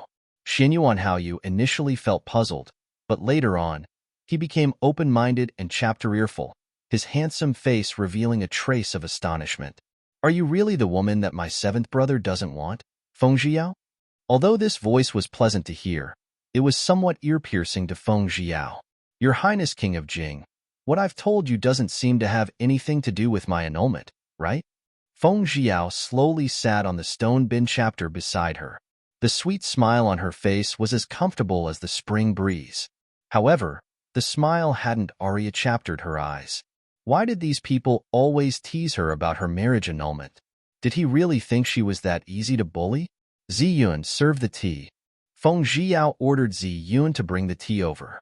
Yes, Mississippi. Ziyun originally thought that eldest miss would take the initiative to serve tea to His Highness, the King of Jing. But now it seemed that His Highness didn't have Mu chapter face. Xinyuan Haoyu elegantly sat down, very surprised by Feng Zhiao's calmness and her intelligence. If seventh brother knew that he mistook the pearl for a rock, wouldn't he vomit blood in anger? He was looking forward to it. The scenery around the Huan Pavilion was very beautiful, but Xinyuan Haoyu seemed as if he didn't see any of the scenery around him. His line of sight was always set on the woman in front of him. Under the light blue dress, there was a graceful figure that would attract a man's attention. She had a faint smile on the face, making it impossible for others to see her thoughts clearly. Aren't you tired from looking at me? Feng Zhiao lightly took a sip of tea, raising her eyebrows and asked, I'm just curious, why can't seventh brother see the good of you? He seemed to be regretting it. Because he's blind. She was not afraid that King of Qi would be angry if he knew what she said about him, because she felt that what she said was very true. Probably only that blind fool King of Qi didn't know about it. You are the first person who dared to say that seventh brother is blind. Ha ha ha. Xinyuan Haoyu didn't immediately retract his sight from her. He let out a low laugh, his voice deep and pleasant to the ears. Perhaps this woman wasn't as devoted as the rumors about her crying after her marriage annulment. Why was it getting so far? They should talk about the locust plague. Your Highness King of Jing, I don't know if you think that's possible? If he didn't agree, she would at most work a little harder and follow Father Feng to Suyang. I heard that your chapterist skills are superb. How about you play a game with me? He was smiling, but he did not say yes and did not answer. No. Feng Zhiao directly answered without thinking. Pa, chapteress? No. I will chapter you. Xinyuan Haoyu only stared blankly for a moment before replying with a smile. Wait, she didn't know how to play chapteress, but the original Feng Zhiao could. You really will chapter me? Feng Zhiao asked with a smile. Ziyun, who was standing at the side, wanted to say, Eldest miss, you're obviously proficient in chapteress, so why did you say you couldn't? However, Ziyun had always been well-behaved, so she only quietly looked at her eldest miss without revealing anything. However, the suspicion in her heart grew bigger and bigger, and she became smarter and more approachable, as if she was a completely different person. How strange. Xinyuan Haoyu nodded his head lightly. His dark phoenix eyes met her pair of eyes that were as clear as water. They were like a whirlpool that swept through everything. It was so beautiful that it shook his soul, causing his heart to beat wildly. Could he not look at her like that? She almost couldn't control herself. She wanted to transform into a fox and throw him to the ground to fight for 300 rounds. Ziyun, bring the chapteress. Feng Zhiyao instantly pulled her mind back, turning her head to instruct Ziyun. After Ziyun received the order, she quickly took out the chapteress. Xinyuan Haoyu chaptered out his slender white fingers and grabbed a black chapteress piece. At this moment, the dexterous movements of the chapteress piece and the soul of the owner of the hand instantly merged, shocking people. Why do you look so infatuated? Xinyuan Haoyu saw that Feng Zhiyao was not holding a chapteress piece but was instead staring at him with a pair of clear eyes, making him feel completely uncomfortable. No. Feng Zhiyao smiled embarrassedly. It seemed that this chapteress game could not go any further, because she had no intention of play at the moment. Then why didn't you make a move? Xinyuan Haoyu looked attentively at the chapteress game on the stone table with an expression of unprecedented caution. He gently put down a black chapteress piece that he held between his slender fingers. Compared to Xinyuan Haoyu's solemn expression, Feng Zhiyao's face was very comfortable. She occasionally ate crystal grapes carefully peeled by Ziyun, and occasionally her eyes would glance at the iris in the lake, only occasionally focusing on the chapteress game. Eldest miss, the crystal grapes have been peeled. How about I go to the backyard and pick some fresh nectars? Is that all right? Ziyun knew that she loved eating sweet fruits, so immediately suggested with a smile. Then hurry up and come back. Feng Zhiyao smiled leisurely. Ziyun immediately carried her skirt and ran to the backyard. Feng Zhiyao looked at Xinyuan Haoyu as he put down his chapteress piece. She thought to herself in amusement, "Hee, you want to test me? Today, I'll make you lose everything." Being as smart as Feng Zhiyao, she discovered that everything could be understood. She had been at a disadvantage from the start, now immediately fought back, killing all of Xinyuan Haoyu's chapteress pieces without leaving a single one. You've lost. Feng Zhiyao raised her head. Her eyes curved into crescent moons, looking straight into his eyes. Hearing this, Xinyuan Haoyu's entire body trembled, and his eyes suddenly widened. Is that so? Suddenly, he Arya chaptered out and took hold of her soft white hand. Why are you holding my hand? Let go. Seeing this, Feng Zhiyao's heart was alarmed. Could he have noticed something? She hurriedly tried to withdraw her hand. Pulse chapterek. Suddenly, a smile bloomed on his face, embellishing the calm and reserved aura on his handsome face. His phoenix eyes were pit chapter black, and there was a clear and graceful arc on his sexy crimson lips. Chapter 50 on her body. I know I'm going to die soon. Don't force yourself. Seeing him chapterecking her pulse with Su chapter a serious expression, Feng Zhiyao's heart was pounding. She absolutely couldn't let him see through her. Damn it, she had only just finished the antidote. Now, she could only take one step at a time. After she finished speaking, a few sparkling tears hung on her beautiful little face, like raindrops on autumn brand chapters. Force what? Or do you have something in your heart? Then, he released his hand, and a glint of light flashed in the depths of his eyes. No. What are you talking about? Feng Zhiyao's heart was pounding like a drum. Did this guy really see something? You lied to fourth brother and seventh brother, because you were not sick at all.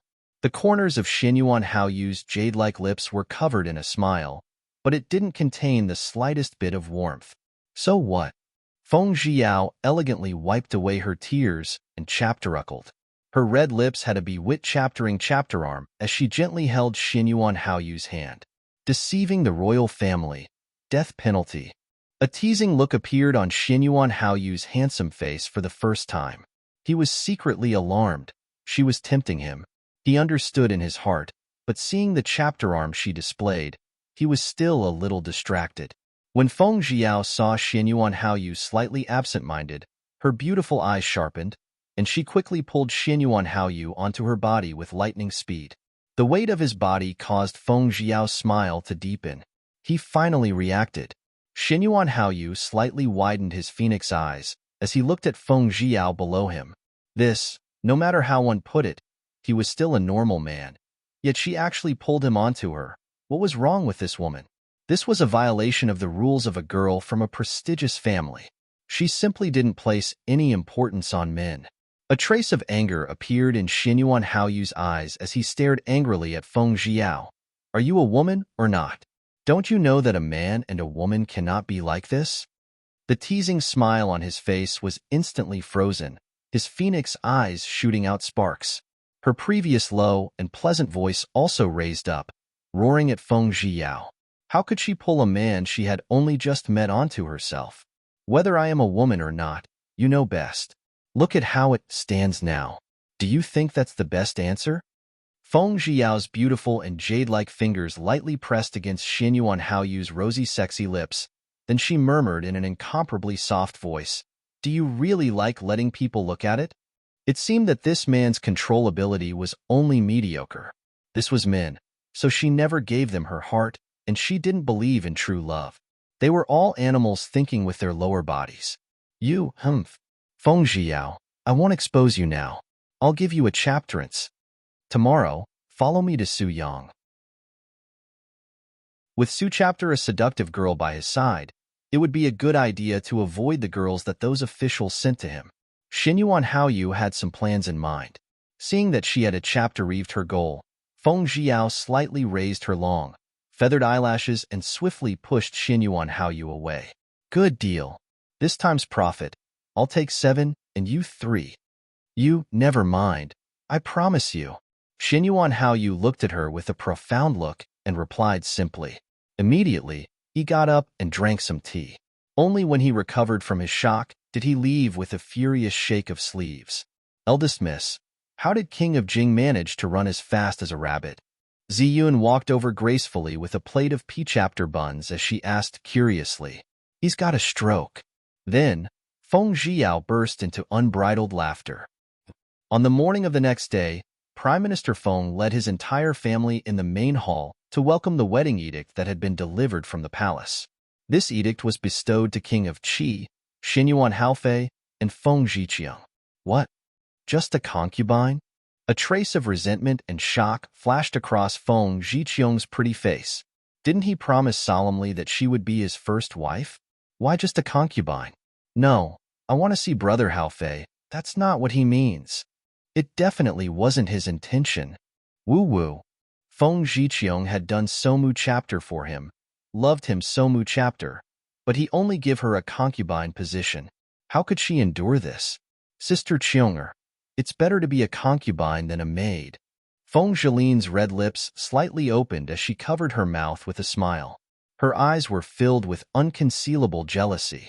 Isn't it just because she had the support of the mighty heavenly castle? Someday, she would go to Aunt Qing to learn a couple of techniques to serve men. She didn't believe that King of Qi wouldn't take a fancy on her, so the position of his first wife definitely belonged to her. Liner, your sister Qiong'er is crying for joy. Prime Minister Feng's third wife by wanting pretended to reprimand her daughter, but in reality, she was mocking that Feng Zhiqiang got the responsibility of King of Qi for the miscarriage. Shut up. Do you still feel that this family isn't messy enough?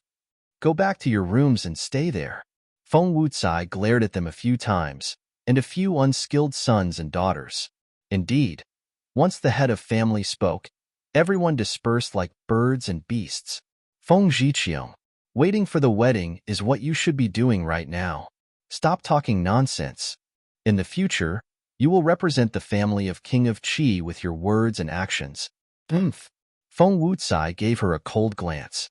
He was still brooding over the matter of Feng Zhiqiang getting pregnant before getting married, and with the fact that Su Qiaoyin had chapteriated him, that was even more infuriating. Father, Qiong'er, Feng Zhiqiang's tearful face flashed with endless sorrow.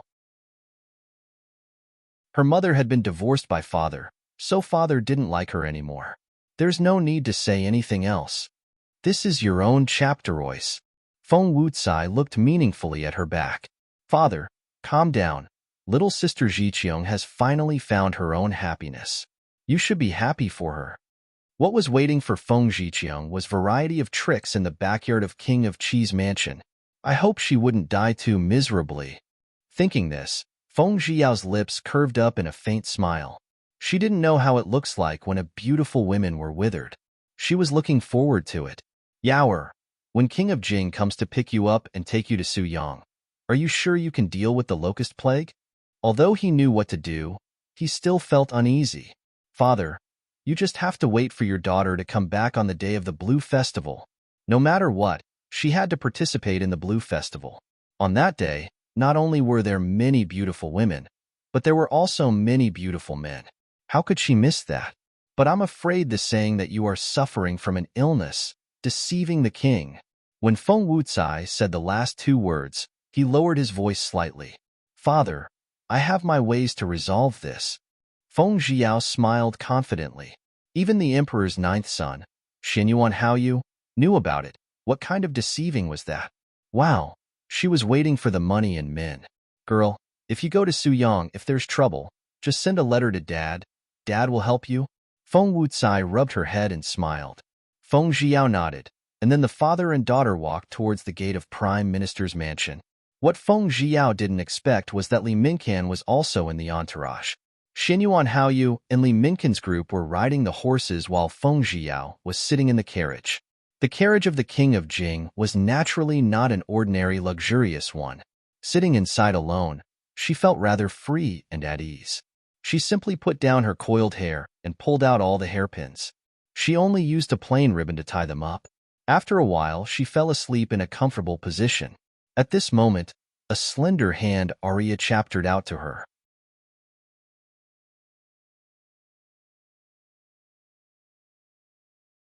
She lifted the curtain of the carriage and looked out, but unfortunately, there was nothing good to see on this summer day except wild flowers.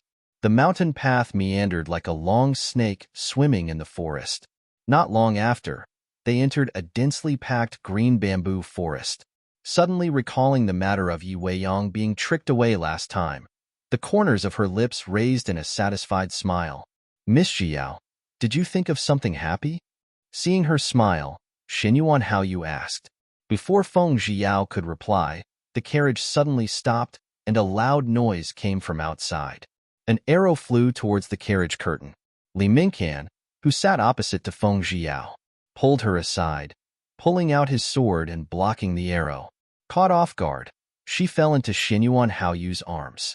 When she heard the shouts from outside, she hurriedly got away from Xinyuan Haoyu's arms that were wrapped around her waist, leaned against the corner of the carriage. Don't be afraid, I am here. Hide in the carriage and don't come out.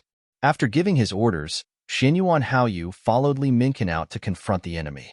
Eldest miss, young Master Li has called me over to accompany you. Ziyun quickly rushed into the carriage. Is that so? Feng Zhiyao glanced at Ziyun with a dark expression. This gaze made Ziyun panic for some reason.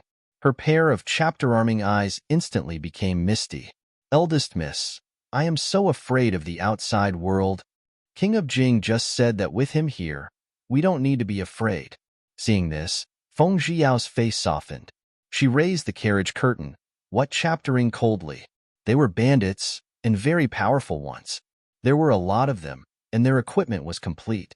They were fighting against Xinyuan Haoyu's guards in full swing. Do you want to die? Even lifted the curtain. It was Li Mincan who had quietly came to the carriage. Why was another one saying that she didn't want to live? She said in a low voice, Mincan, these don't seem like ordinary bandits.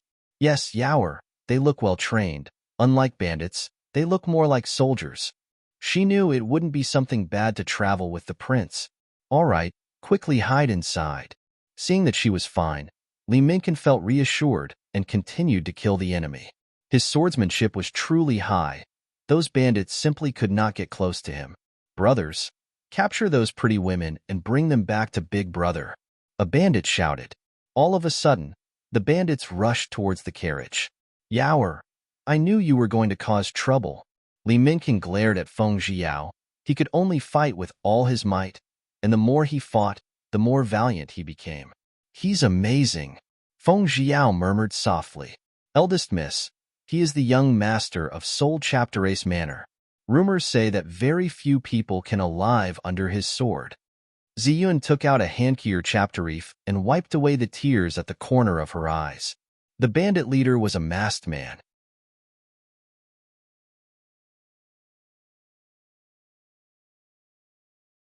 Chapter 52. It's him. Who's peeping in the back? If you have the guts, come out. Feng Jiao waved her hand, bringing a handful of water behind her. Damn it, you wet my clothes. The bamboo leaves fluttered in the wind.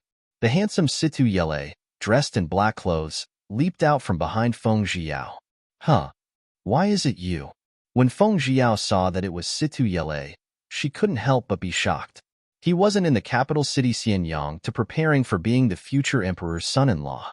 Why would he follow her to Suyang? Is Yaoer surprised? Situ Yele remembered the peeping just now and his face flushed red. He did not know what was wrong with himself. When he heard that she had followed the king of Jing to Suyang, he immediately sent a message to the shop owner of the Situ family at Suyang, saying that he was going to personally inspect the shop's operations. Yes, I thought it was King of Jing or Li Mincan, or the guard who follow me to protect my safety. Feng Jiao nodded.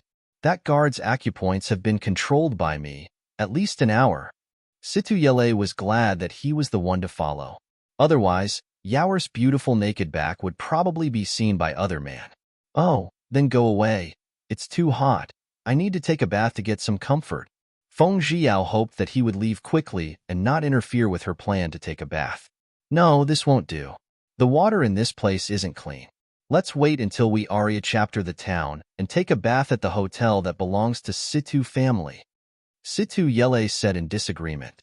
A trace of heart chapter flashed in his eyes. Not clean. Then what can I do? I feel so hot, that's why I came here to take a bath. Feng Jiao turned her head and stared at him, then continued to take off her underpants. When Situ Yele heard this, he looked at her chapterist from the corner of his eye. His face was red once again, and his heart was beating rapidly. The next second, his face chapter-ranged. His figure flashed and grabbed Feng Jiao's waist without thinking. Hey, are you crazy? Feng Jiao was thoroughly annoyed by him this time. She glared at Situ Yele, who was hugging her tightly. I told you already. I'll take you to the hotel to bathe later. Why are you still bathing here? The water here is too cold. What if you get caught in the cold? After Situ Yele frowned, he was a little angry. He, the dignified patriarch chapter of the second biggest family, chapter-raced after her without stopping. Yet she was still angry at him. Then you have to wait until tomorrow, okay? Right now, I'm sweating all over. It's too smelly, what do you know? Stupid man, get out of my way.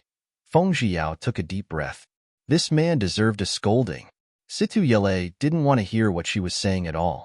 At this moment, he only felt that the beauty in his arm was like a brocade, soft, smooth, and very sexy.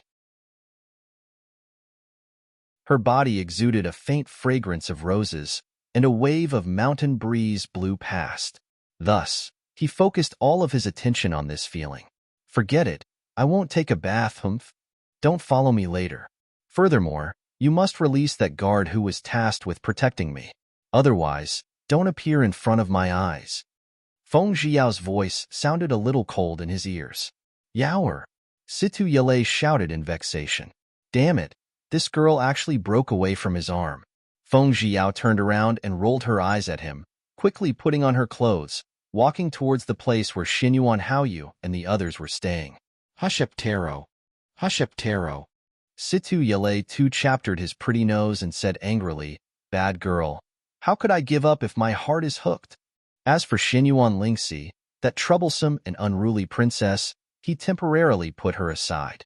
Now that he was out, seeing the woman he liked was more important. He hadn't forgotten that most of the people around her were male. Young master, did you suffer from cold?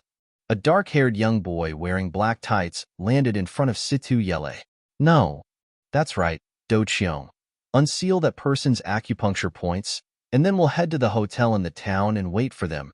He didn't want to sneak behind her anymore. The only reason he wanted to follow her in broad daylight was to keep an eye on her. Do Cheong stared blankly at the smile on his lips. He was stunned for a moment. Young master seemed to be very happy? Strange. How could he still laugh when his clothes were wet by that girl? This was too strange. Soon, Feng Zhiyao and her group arrived at Bao Xian town. Yuanyu and Haoyu and the others chapteros the best hotel in Bao Xian town. WHI chapter happened to belong to the Situ family and was called the Xie chapter and hotel. Xinyuan Haoyu and Li Minkan went to arrange accommodations. Feng Zhiyao led Zi Yuan into the hotel. Suddenly, a tall and familiar orange figure appeared in front of Feng Zhiyao. Yaoer. The tenderness in his eyes was so gentle that it could overflow water. Puff. He had actually caught up. This fellow had even chapter-arranged the way of pursuing her, and had even appeared in the open. At this moment, Feng Zhiyao was petrified. Hee, what a coincidence. After recovering, Feng Zhiyao smiled embarrassedly. Yaoer, this is an hotel belonging to the Situ family. I've already ordered my servants to prepare the bath for you. You can immediately go upstairs to enjoy it. Situ Yele smiled as he lightly waved a jade silk fan, so elegant and chapter arm. Thank you. Ah, you chapter-arranged another fan? Feng Zhiyao's eyebrows slightly rose. She realized that Situ Yele had quite a few treasures. Yes, I have given you that golden jade bone folding fan. Naturally, I can't take it back. Situ Yele wrinkled his nose. Then give me this fan as well. Feng Zhiyao looked at the rare cabbage picture drawn on the fan and liked it very much. Chapter. Why? The meaning of cabbage was money. All right. It was rare for her to think so highly of something, so he would give it to her. When Situ Yele handed the jade silk fan to Feng Zhiyao, his big hand and her small hand had only two chaptered for a split second. Someone said, Lady Zhiyao, head of Situ family. A cold voice suddenly came from outside. The voice was not angry but rather mighty. WHI chapter made Feng Zhiyao instantly nervous and her body froze. Situ Yele looked up and saw that slender figure. Sunlight shone through the window screen, bathing his body in a layer of golden light. It was him, Xinyuan Haoyu. A man of Su chapter noble disposition as a god, he would always snatch chapter everyone's glory in an instant. Chapter 53 Guardian Li Minkan chaptered Feng Zhiyao, withdraw her hand from Situ Yele's palm.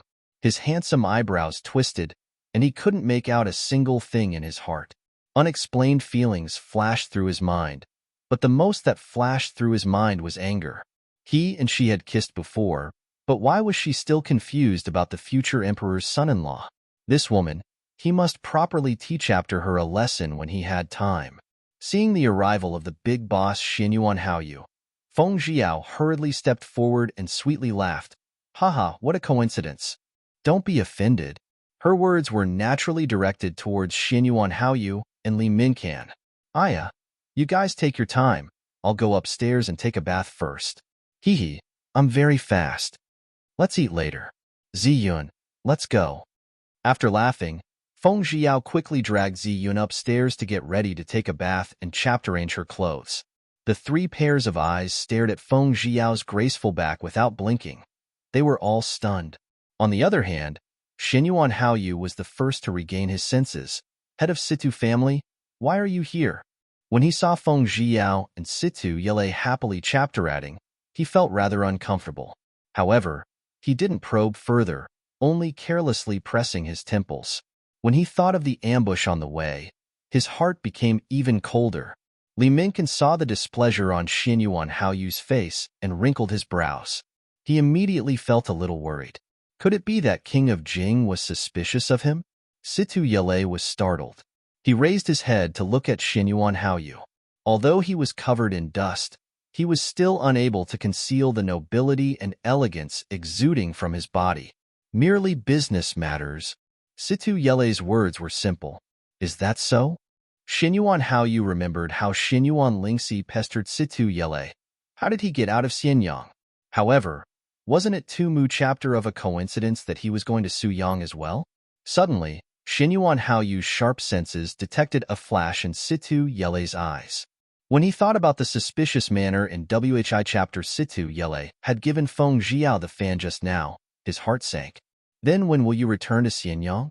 I'm afraid it will take some time, at least until the locust plague is over. Situ Yele had a standard business smile on his face. After seeing Xianyuan Haoyu's brows tightly knitted together when hearing this, a hint of understanding flashed through his heart. It was just as he had guessed. Xianyuan Haoyu didn't want him to go with them. Your Majesty King of Jing, Brother Situ. Let's all sit down and eat something first. Don't wait for Miss Feng. Women are slow, Li Minkan said as he raised his head and looked in the direction of the room where Feng Jiao was staying. They nodded in agreement and sat down gracefully. The corner of Xianyuan Haoyu's mouth raised up, elegantly playing with the exquisite white jade cup in his hand. His mind was deep in thought as thinking about Feng Jiao's idea of how to deal with the locust plague. They saw Xianyuan Haoyu waiting for them for so long without the slightest sign of a frown, but Li Minkan and Situ Yele couldn't see clearly what he was thinking. After Feng Jiao had gone upstairs, she had asked Ziyun to wait outside while she took a comfortable bath alone. Pulling the thin thread on her waist, with a schwa sound, her bra landed on the ground. The crystal-clear foot stepped into the wooden bath barrel, gradually entering the water filled with the petals of the rose. The warm water made her to breathe out comfortably, and the water vapor shrouded her body, making her feel elated. She mischapteriously picked up some water and sprinkled it on her round and fragrant shoulders. After the moistening of the water, her body became even more crystalline and enchanting. Her fair and bright skin had a tantalizing pink luster to it. Yaoer, your body is making me more and more fascinated. Wearing a tight black robe, Yi Weiyang quietly leapt out from his hiding place. It's you, Weiyang. Feng Jiao was stunned. She didn't think that he would appear at her side so soon. Didn't I tell you to find me the recipes that 100 transformations doctor left behind? How did you end up at the Xie Chapter and Hotel? Feng Jiao was gently carried out of the wooden bath barrel by Yi Weiyang. Someone is willing to pay a heavy price for your head. I'm worried about you. Yi Weiyang embraced her naked body, raising his eyebrows. Weiyang, you're great. Why did you come as well? Then what was she going to do with her pretty boys? Feng Jiao pursed her lips. You are my wife, so I should treat you well. When his hand two-chaptered her jade-like snow-white skin, it was smooth. He then turned to the bed and smiled gently. Yaoer, I've missed you. Feng Jiao thought about the three Buddha waiting downstairs. How could she and Weiyang do it right now? Don't. We have lots of time. Feng Jiao's eyes flashed. She threw a flirtatious glance at him. Then Yi Weiyang immediately nodded. Seriously, Su Chapter, a nice, honest man, was actually led astray by me? Feng Jiao sighed helplessly. He was too infatuated with her. It seemed that he was not that easy to get rid of. Why is Yaoer sighing? Could it be that you're afraid of others wanting your head? Yi Weiyang thought that she was worried about her life, so he couldn't help but hug her tightly. Yaoer, don't be afraid. I will protect you forever. Never leave you. A pair of bony hands gently moved around her wet hair. Her neck was warm, and his voice was light but firm. A chapter, and every word entered her ears. She only felt her body tremble as something buzzed and her mind was a mess. Weiyang, thank you. Feng Jiao's face remained calm, because at this moment, other than saying these words, she didn't know what else she should say. Yaoer, I don't want your gratitude. I want you to be my wife. A rare smile appeared on Yi Weiyang's lips. He blushed as he dressed her, and then he firmly held her slender hand to his lips. A warm aura spread over her smooth and tender snow-white skin, causing her to tremble slightly. But our relationship is already close. Feng Jiao really wanted to say, please don't call me wife. But thinking about how this man treated her well, she kept her words to herself and quickly replied. Yaoer, only when I held you did I feel happy. He took a deep breath and felt more comfortable. He hugged her even more tightly as a warm and fragmented kiss landed on her smooth forehead. His eyes contained a bone-eroding emotion. Eldest miss, have you finished bathing? His Highness, the King of Jing, has just sent someone to hurry us up. Ziyun's voice came from outside the door. Oh, I'm almost ready. After Feng Zhiyao finished speaking, she kissed Yi Weiyang on the forehead, quickly combing out her inky hair. Weiyang, can you please go back to Night Rakshasa for a chapterek on my mother's business? Feng Zhiyao grabbed Yi Weiyang's hand and caressed her chapterik while speaking in a delicate voice. But I'm afraid you're in danger. Yi Weiyang didn't want to take even half a step away from her. Don't worry. This time, the young master of Soul Chapterace Manor is with us. I'll be fine. Feng Zhiyao said with a beaming smile. But Yaoer, you are my wife. I have the responsibility to take care of you, including your safety. Yi Weiyang considered himself to be an extremely responsible man. As a result, he refused to leave. Fine, since I'm your wife, will you listen to your wife? Feng Zhiyao was deep in thought. If admitting being his wife could make him listen to her, then she would admit it.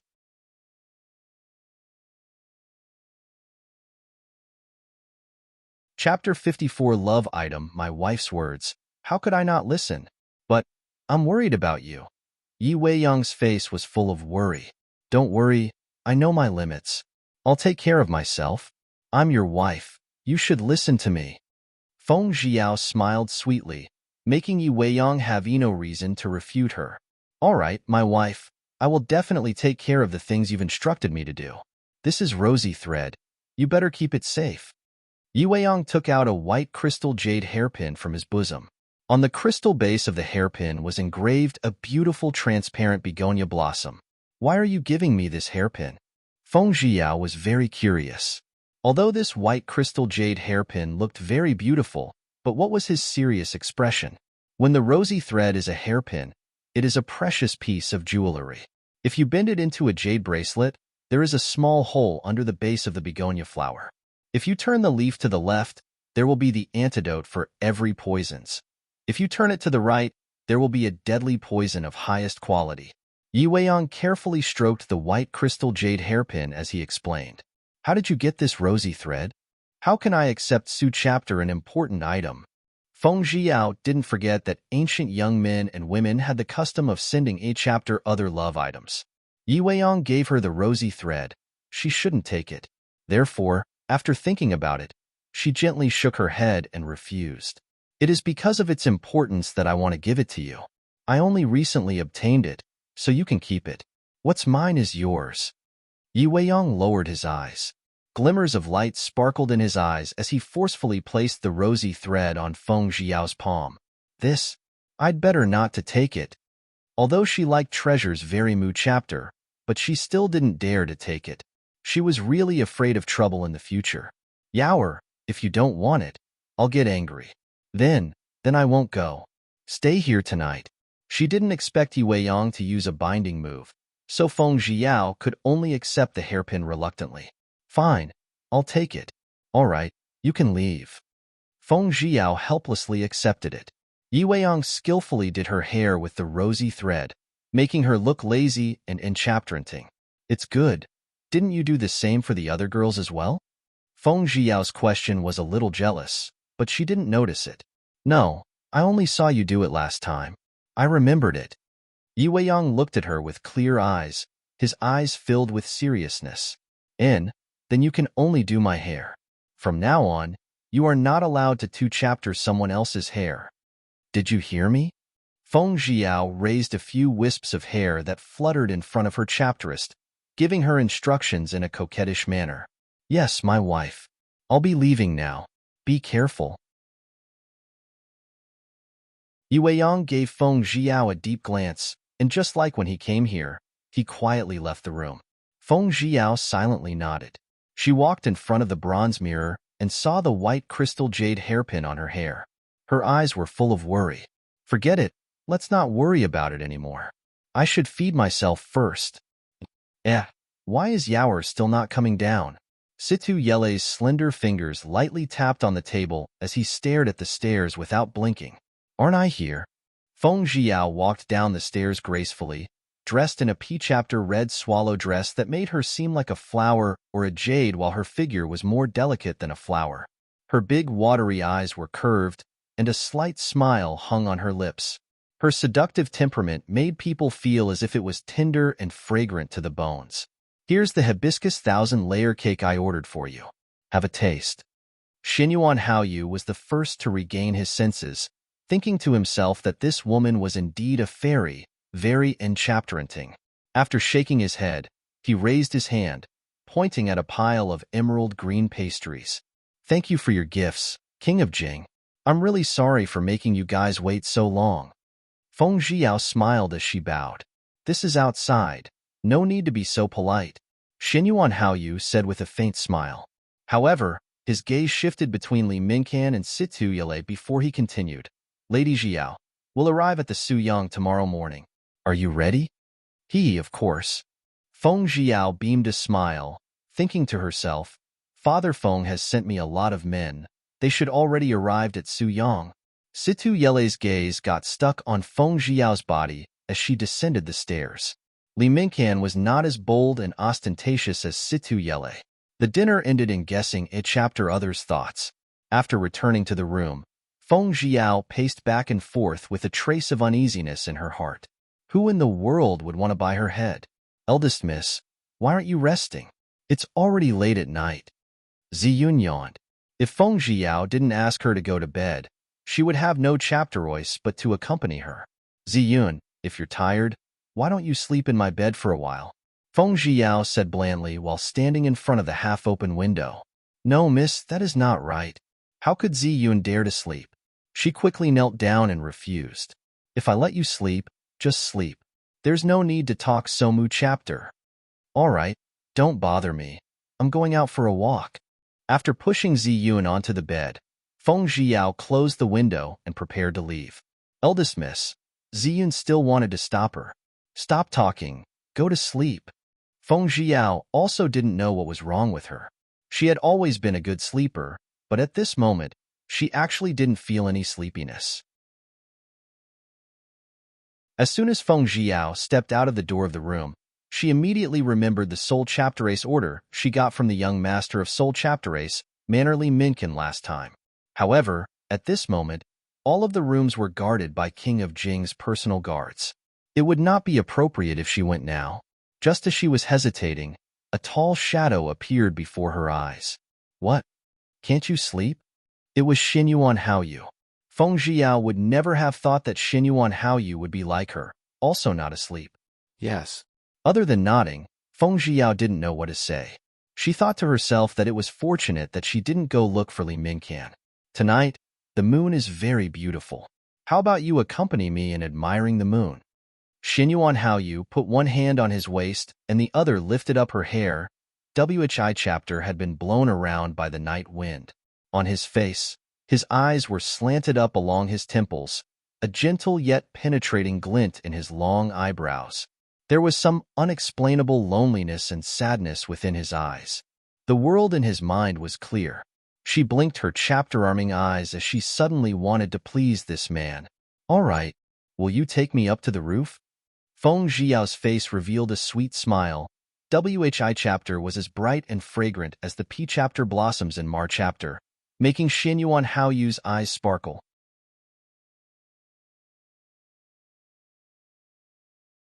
Chapter 55. Yes or no, aha. Xinyuan Haoyu's phoenix eyes flashed with a teasing glint. With a soft sound of acknowledgement, he immediately picked her up by the waist. Lightly raising his foot, he leaped lightly onto the roof. The night was quiet, with occasional bird call and the soft sound of the night wind blowing across the grass and the branch chapters of the trees. A bright moon was embedded in the dark night sky. Under the swaying shadows of the trees, two figures gracefully landed on the eaves made of logs. It is indeed a beautiful night. Feng Zhiyao's voice was as beautiful as a spring in the mountains, clear and melodious. It was especially pleasant to hear in this quiet night. Today is the anniversary of my mother's death. A sorrowful look flashed on Xinyuan Haoyu's jade-like handsome face. He took a short flute from his waist and lightly stroked it with his hand, before suddenly playing a luscious and resentful melody. Oh, Feng Zhiyao didn't know what she should say at this moment. She made an oh sound and started to rub her hands together. The night wind was really cold, so she couldn't help but sneeze. He stopped playing the flute when he heard her unseemly sneezing. Instead, he embraced her in his arms. Sometimes, you and my mother really look alike. The same beautiful, the same delicate. His tough chapterin gently rested on her smooth forehead, gently stroking it. Your Highness King of Jing, it's late. I'm tired. I want to go back to my room to sleep. Feng Jiao only felt that the smell of ambergris was a little terrifying. She subconsciously thought, any pretty boy is fine, but it's best not to two-chapter the imperial men, otherwise, trouble will keep coming. Xinyuan Haoyu also felt that he had been too courteous with her and hurriedly let go. All right. He grabbed her by the hand. They jumped off the ledge. As soon as Feng Jiao's feet two-chaptered the ground, she immediately ran towards her own room.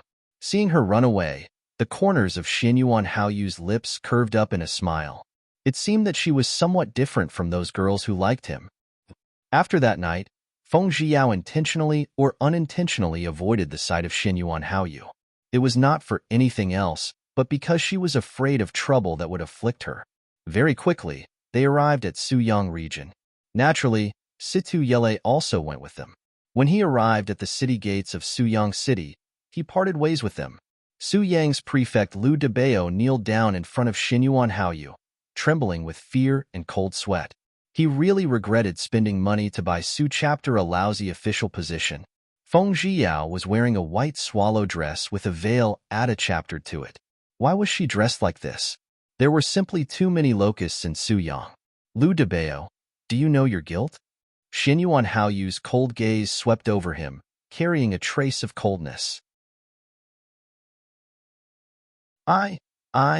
Lu Debao had never seen Su Chapter a scene before. He hurriedly kowtowed towards Xinyuan Haoyu.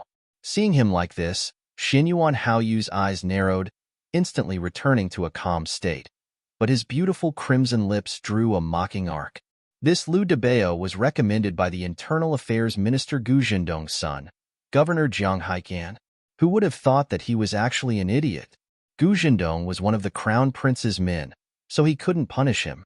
However, this idiot, Your Highness, King of Jing, I will definitely rack my brains to help Lady Feng deal with the locust plague. Lu Debao was over 40 years old. His face was full of wrinkles, and his eyes were cloudy. He must have been lustful, yet he actually fainted after kneeling for a while. However, the guards woke him up with water again. Minkan, gather all the chapterikins and ducks that Miss Jiao has sent to the Subei village. It's said that there are the most locusts there. Li Minkan nodded and quickly turned his horse, heading in direction of Subei village. That, I'll go to. He doesn't know Mu Chapter about these things. Feng Jiao thought that Situ Yele just left. Now that Li Minkan had also left, she didn't want to stay and watch Chapter him punish corrupt officials. He alone is enough, you stay. Go to Bai Ma Temple with me, and leave your personal maid at the governor's mansion. Xinyuan Haoyu suddenly got up and let guards drag Lu Debao, who had been crying for injustice, into the custody. Your Highness King of Jing, I don't want to go to the temple. Can I not go? Feng Jiao said with an embarrassed smile. What a joke. Bai Ma Temple was built on top of a very, very tall mountain. She's very lazy and didn't want to climb up. Was that okay? What do you think? Xinyuan Haoyu stared at her, causing her pretty face to stop smiling unnaturally. Sigh, I'll just risk my life to accompany you. Feng Jiao faintly sighed. It was a hot summer day, and they were sweating profusely as walking. But the hill nearby Ma Temple was planted with pine trees, and the green trees stood tall and straight, and the brook ran between them, and the banks of the brook were covered with clumps of wild gardenia, and the pure white petals danced in the wind, and it was a wonderful sight to behold. Feng Jiao thought, King of Jing must have punished her for winning the chapterist game last time. He could hire a palanquin to go up the mountain to pray for good fortune. Why did he have to let her walk on foot? It was so hot. Bai Ma Temple was already right in front of them. The majestic and towering temple was filled with people who had come to offer incense. The peddlers were not afraid that the mountain roads would be difficult to travel, so they brought some things to sell. There were some who sold needlepoint and scented po-chapters, some sold cakes and sweets, and all of them were placed outside the temple, where people had to pass by. The monks in the temple also seized the opportunity to buy what they needed, did not chapter-ace them away. This was very similar to Juyin Temple in Xianyang. Feng Zhiao suddenly remembered the fairy-like beauty Li Jin ran.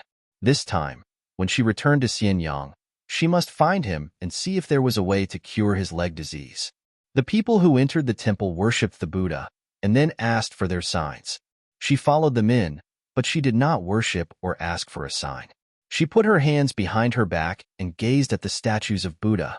Everyone was so focused on worshipping that no one noticed her daydreaming about the beautiful man. Xinyuan Haoyu went to solve the problem with his sign. Seeing the kids eating the candied fruits with relish, Feng Zhiyao also bought one and ate. They were made from hawthorn fruits, and the taste was very sweet. Why are you eating candied fruits here? Why aren't you asking for your sign? It was Xinyuan Haoyu's voice. When he asked this question, everyone nodded in curiosity. I don't want to ask for a sign, Feng Zhiyao lazily replied, then continued licking the candied fruits with great relish. Why? Don't you want to know your future? Xinyuan Haoyu looked at her with a smile and asked with a pampered face.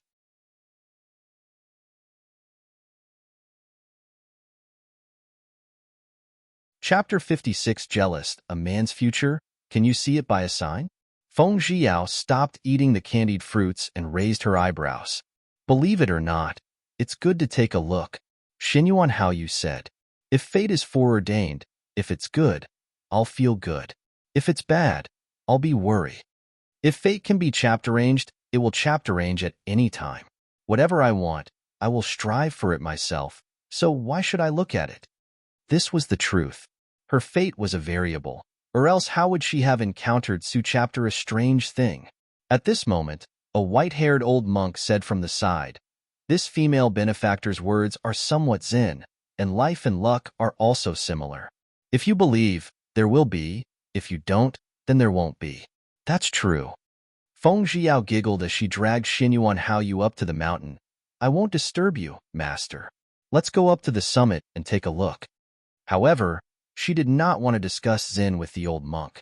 She knew that she was not that type of person, so it was better for her to leave quickly. Step by step, he climbed to the top of the mountain. He could vaguely see the cliffs and various kinds of strange stones. The steep peaks were high in the sky, and the white clouds were floating at its feet. The sun was going to sink into the valley. She stood on the summit of the mountain and looked at the endless beautiful scenery. Her heart couldn't help but beat wildly, wanting to sing a poem. When shall I aria chapter the top and hold all mountains in a single glance? Good poem. Although the words are simple, the last sentence has the effect. Xinyuan Haoyu commented in a good mood. Feng Zhiyao was secretly amused. The poem she recited was the essence. How could it not be good? However, when Xinyuan Haoyu looked at Feng Zhiyao, his interest was increased a little bit, and Feng Zhiyao didn't dare to say more on the way back. Coming down from the mountain, it was already night. Due to the good result of killing locusts during the day, the people were very festive at night. Red lanterns were hung under the eaves of the houses in Suyang City, causing the noisy street market to be shrouded in red, giving off a dazzling beauty. After a month, locust killing method that Feng Zhiyao had provided finally made her gain a lot of money.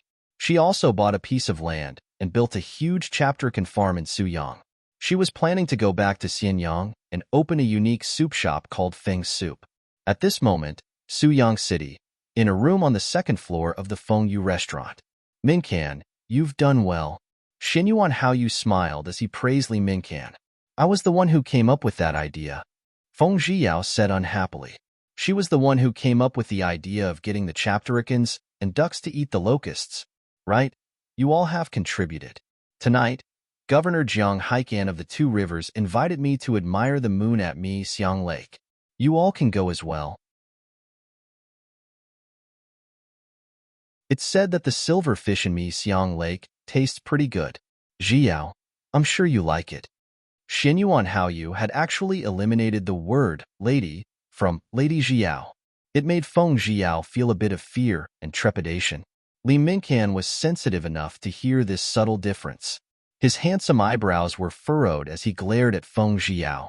Feng Zhiyao could only smile bitterly.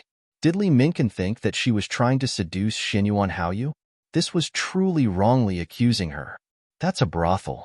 It's not suitable for her to go there. Li Minkin tactfully disagreed. Just dress up as a man. I presume Jiao also really wants to go, right? Xinyuan Haoyu glanced at Feng Jiao and jokingly said, I just haven't been to a brothel before. Am I curious? Ha ha. She laughed dryly. Li Minkin wanted to say something else, but thinking about he could follow her, it shouldn't be a problem for him to protect her. Therefore, he tacitly agreed to let Feng Jiao go with him. That night, on the Mixiang Lake, many cruise boats were brightly lit. The zither music and the flute drums were played. There were beauties, passionately singing and laughing, causing people to be fascinated by them. Zhang Haikan and other officials also wore civilian clothes and appeared on a beautiful and peerless cruise boat. Xinyuan Haoyu indicated that there was no need for them to pay their respects, only smiling faintly as he sat down. Then, Zhang Haikan's eyes shone brightly as he stared at a middle-aged woman, said, Mother Feng, quickly call Miss Bai over and play a song for the distinguished guests. The woman called Mother Feng hurriedly responded with a smile and sent a green-clothed little girl to call Miss Bai. Feng Jiao sat down together with Xinyuan Haoyu and Li Minkan, but now that she had been ordered to dress up as a man by Xinyuan Haoyu, she only felt that the weather was so hot that her entire body was warm. She couldn't help but glare at Xinyuan Haoyu. He made her pretend to be a man. Although she also took a folding fan and looked pretty, it was enough to make her want to tear apart Xinyuan Haoyu's handsome face. Young Master Feng, what's wrong with you? Xinyuan Haoyu gave her a meaningful look. Nothing, I'm just thirsty. With that, Feng Jiao elegantly and tenaciously drank a cup of light-colored tea and started tasting it. Her eyes fell on the beautiful woman who had just come in.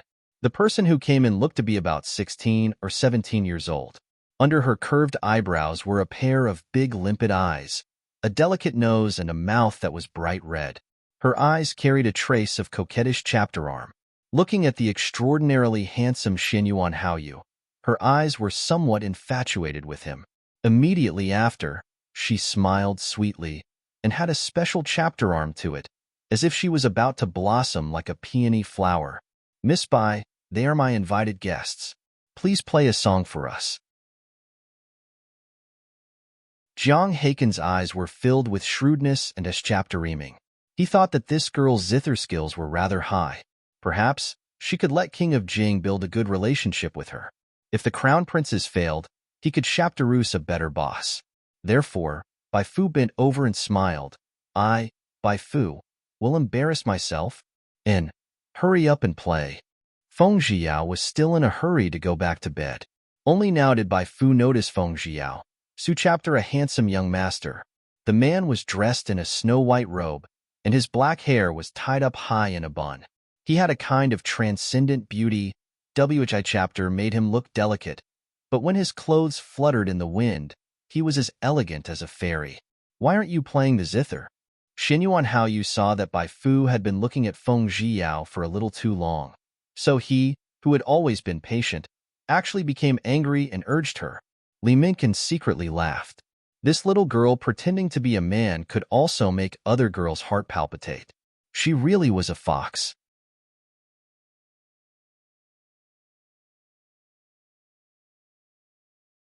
Chapter 57 Toadman Hearing Xinyuan Haoyu's sudden voice, Bai Fu lowered her head in fright, the redness on her face growing even deeper. May I ask what song young master would like to hear?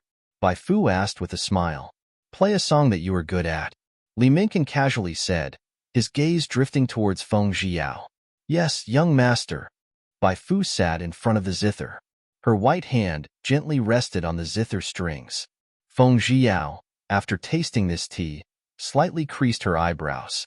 Xinyuan Haoyu saw it and hurriedly said, Chapter-arrange the tea, bring silver needle and spring. That tea tastes good. Yes, Bai Fu has neglected this matter. After saying that, she gave a meaningful glance to Mother Feng. Mother Feng waved for the servant girl to chapter-arrange a pot of tea. Feng Jiao was surprised. Was Xinyuan Haoyu trying to please her? Li Minkin glanced at the two people beside him, intentionally or unintentionally, and the corners of his lips curled up. Miss Bai, please begin. Yes, young master. After Bai Fu nodded in agreement, She began to use her slender and soft white hands to play. Ding-dong. The spring sound came slowly. The melodious sound of the zither made the boat become very quiet. Xinyuan Haoyu's eyebrows slightly raised, as if the zither's sound had surprised him. The melodious melody and special chapter arm made Li Minkan raise his eyebrows and look towards Feng Zhiyao with a smile in his eyes. Wasn't this Yao's Beauty Under the Moon, WHI chapter, she had played after what chaptering the snow epiphyllum flower that night? Why was this song so similar to that of Miss Bai? A faint smile appeared on his face, but the corner of his lips curved up in a way that others could not understand. Hearing this familiar song, Feng Zhiyao also very shocked. How did this Miss Bai know the melody of Beauty Under the Moon? This song? Feng Zhiyao asked in surprise. Young master thinks it's nice too, right? A guest who came back from Xianyang gave this song to Bai Fu. It was said that this song was composed by the Feng family's eldest miss, and I don't know the exact details. This is all according to the guest. So it's the work of the daughter PF Prime Minister Feng. No wonder. That's the #1 beauty of Nan Shao. Jiang Haikan held his beard and smiled. Feng Zhiyao felt a little disappointed. She thought that Bai Fu had also transmigrated. Xinyuan Haoyu's eyes flared up slightly as his eyes, WHI chapter were like black pools, landed on Feng Zhiyao. He slowly revealed a meaningful smile to her. What do you think of the song Miss Bai is playing? Jiang Haikan gave a meaningful look to Xinyuan Haoyu. Extremely good. Even though Xinyuan Haoyu said so, his deep gaze was looking at Feng Zhiyao. Following that, Jiang Haikan took the lead to clap. They were all words of praise. A bashful smile flashed across Bai Fu's face. However, the smile did not chapter her eyes. Young Master Feng, Bai Fu offers a toast to you. Bai Fu mustered up her courage and raised her glass of wine towards Feng Zhiyao. Li Minkan laughed. Miss Bai had not yet to see that the young Master Feng in front of her was actually Miss Feng. He is not good at drinking. I'll drink it for him. Xinyuan Haoyu unhappily received the cup of wine held in Bai Fu's hands, causing her to feel a sense of loss and resentment. The restaurant was bustling with wine, and in a moment, this cruise boat was no different from any other boat. It gradually entered the center of the lake, forming rows upon rows of cruise boat alongside the others. On the cruise boat on the right, a man in crimson clothes was waving a fan and smiling at Feng Zhiyao. Feng Zhiyao carefully looked at him, but upon seeing his average appearance, she immediately turned her head away and didn't look at him. On the cruise boat on the left, there were a few people with serious expressions while the others had stony faces without any expression. When they saw Feng Zhiyao paying attention to them, they immediately turned around and looked away. When she noticed that they were sneaking glances at her from time to time, she immediately became suspicious. She wouldn't be so unlucky to be assassinated because of King of Jing again, right? Or were those people here to take her head off? Amongst the three of them, the young master of Seoul Chapter Ace Manor, Li Minkan, had the best martial arts. Thus, she pondered and asked, Minkan, do you think there's something strange going on with those people over there? She even lowered her voice. However, just as Feng Zhiyao finished speaking, 7 people jumped up from the cruise boat on the left, landing on the cruise boat they were on. They drew their swords and attacked. Their target was actually not her, but Xinyuan Haoyu. Protect the prince. Protect the prince. When had Jiang Haikan and the other officials ever seen Su Chapter a thing? They hurriedly retreated into the boat in fear. Some of the accompanying guards hurriedly drew their swords and chapter arched forward. At this moment, Bai Fu, who had a crush with Feng Zhiyao, took out the peony pattern belt from her waist. Inside it was a soft but sharp sword. The tip of Bai Fu's sword was like a snake, fiercely stabbing at Feng Zhiyao. What? Did this woman want her life? She was calm. Her face contrived panic, a scream of ah, and she fell to the ground, just in time to avoid the blade. Fortunately, her evasion skill was the strongest in the entire Night Demon organization. At this moment, Xinyuan Haoyu quickly ran over and grabbed Feng Zhiyao's hand. He anxiously ordered, quick, hide behind me. Li Minkan's sword stabbed out diagonally several times, piercing the underarm of one of the men. Seeing that Xinyuan Haoyu was still able to deal with the situation, he stabbed towards by Fu's heart meridian. Feng Jiao thought that it was too dangerous to follow King of Jing and his men. It was better to go away. The sword raised by a man in black was coming at her, making her think that she might as well jump into the lake and escape. Just as she was about to jump into the lake, the man in crimson clothes on that cruise boat jumped up and flew towards her like a butterfly while slapping the enemy beside her with the fan. Feng Jiao thought, how come a toad appeared at this time? However, having someone to save her was already pretty good. He pulled Feng Jiao over and whispered softly into her ear, "Little girl, don't open your eyes." For the sake of her life, she closed her eyes and wrapped her arms around his neck. His left hand held her slender waist, while his right hand took out a hidden weapon and shot towards the two men in black. The two men's hearts were bleeding profusely as the hidden weapon passed through both their bodies like an arrow. He brought her with him as he flew out. His light feet quickly tapped on the cruise boat one by one. Feng Jiao suddenly felt that although this toad man didn't look too good, the smell of his body was quite nice. It was a faint fragrance of grass, very alluring.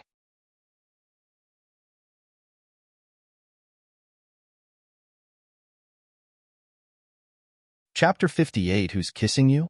Stupid girl. Now you know how to chapterish your little life? That person calmly laughed, his clear and cold laughter somewhat familiar, with hints of gentleness in it.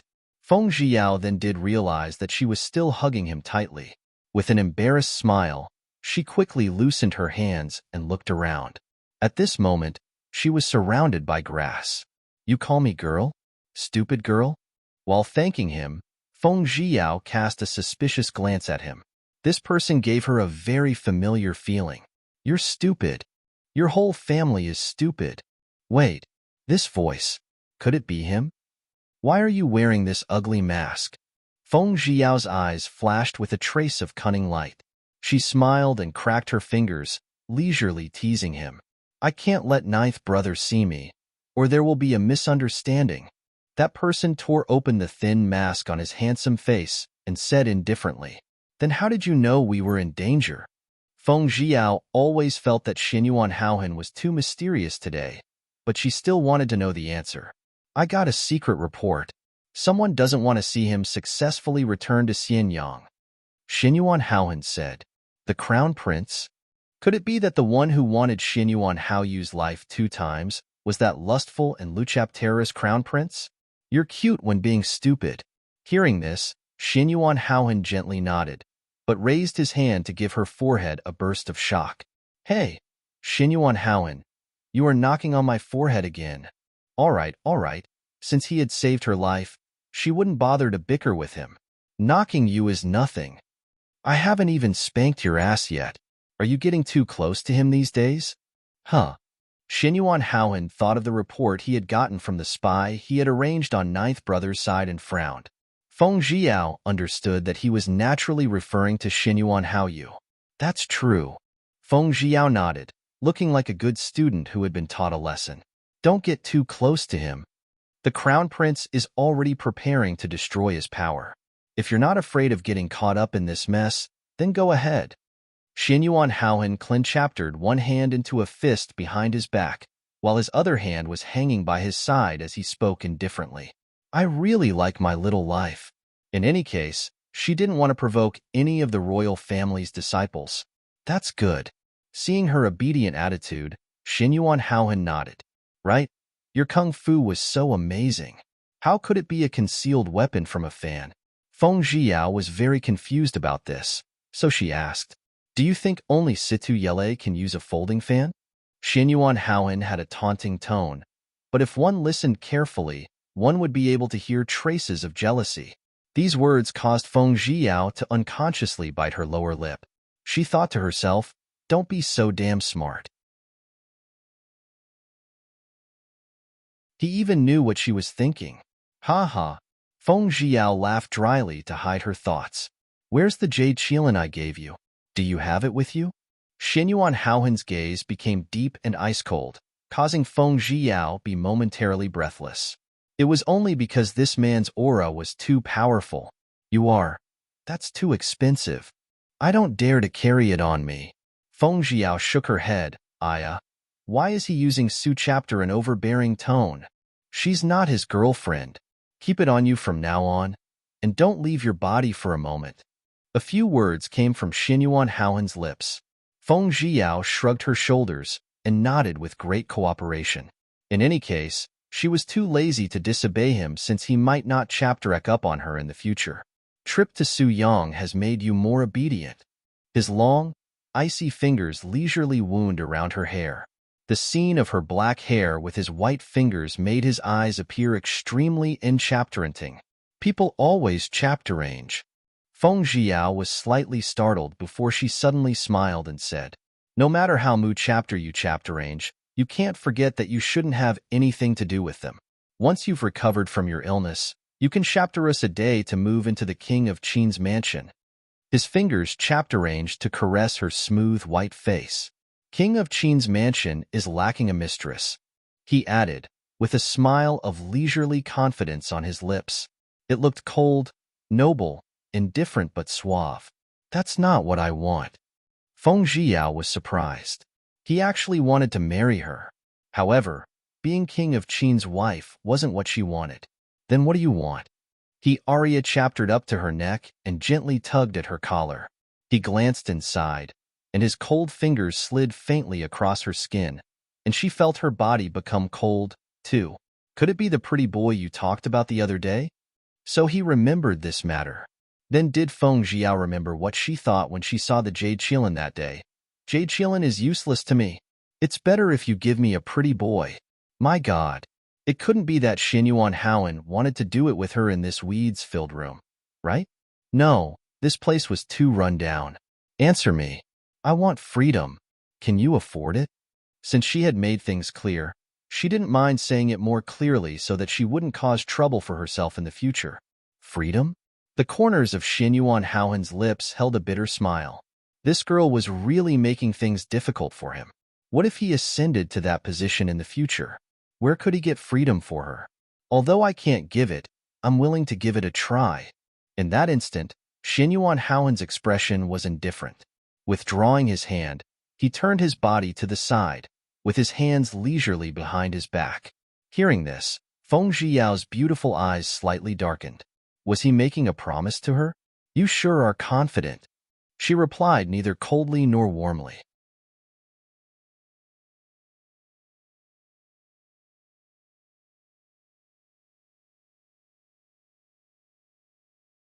Chapter 59. Taking off her clothes.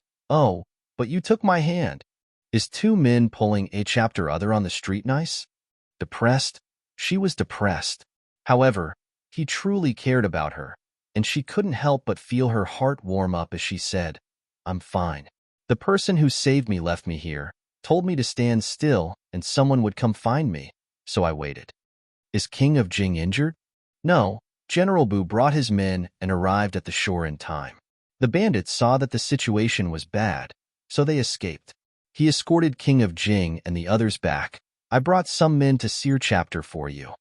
Li Minkan replied. What about Bai Fu?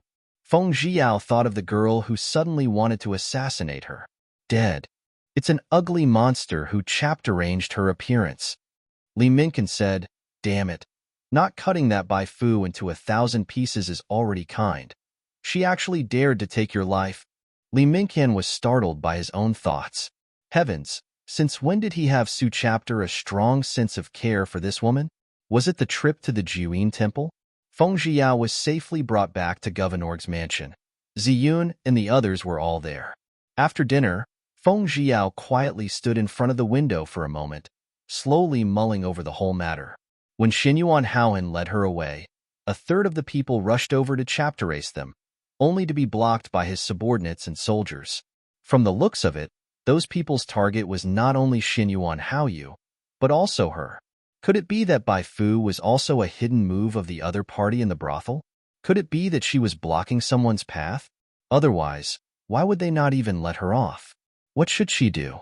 Right now, she was in the era of cold weapons.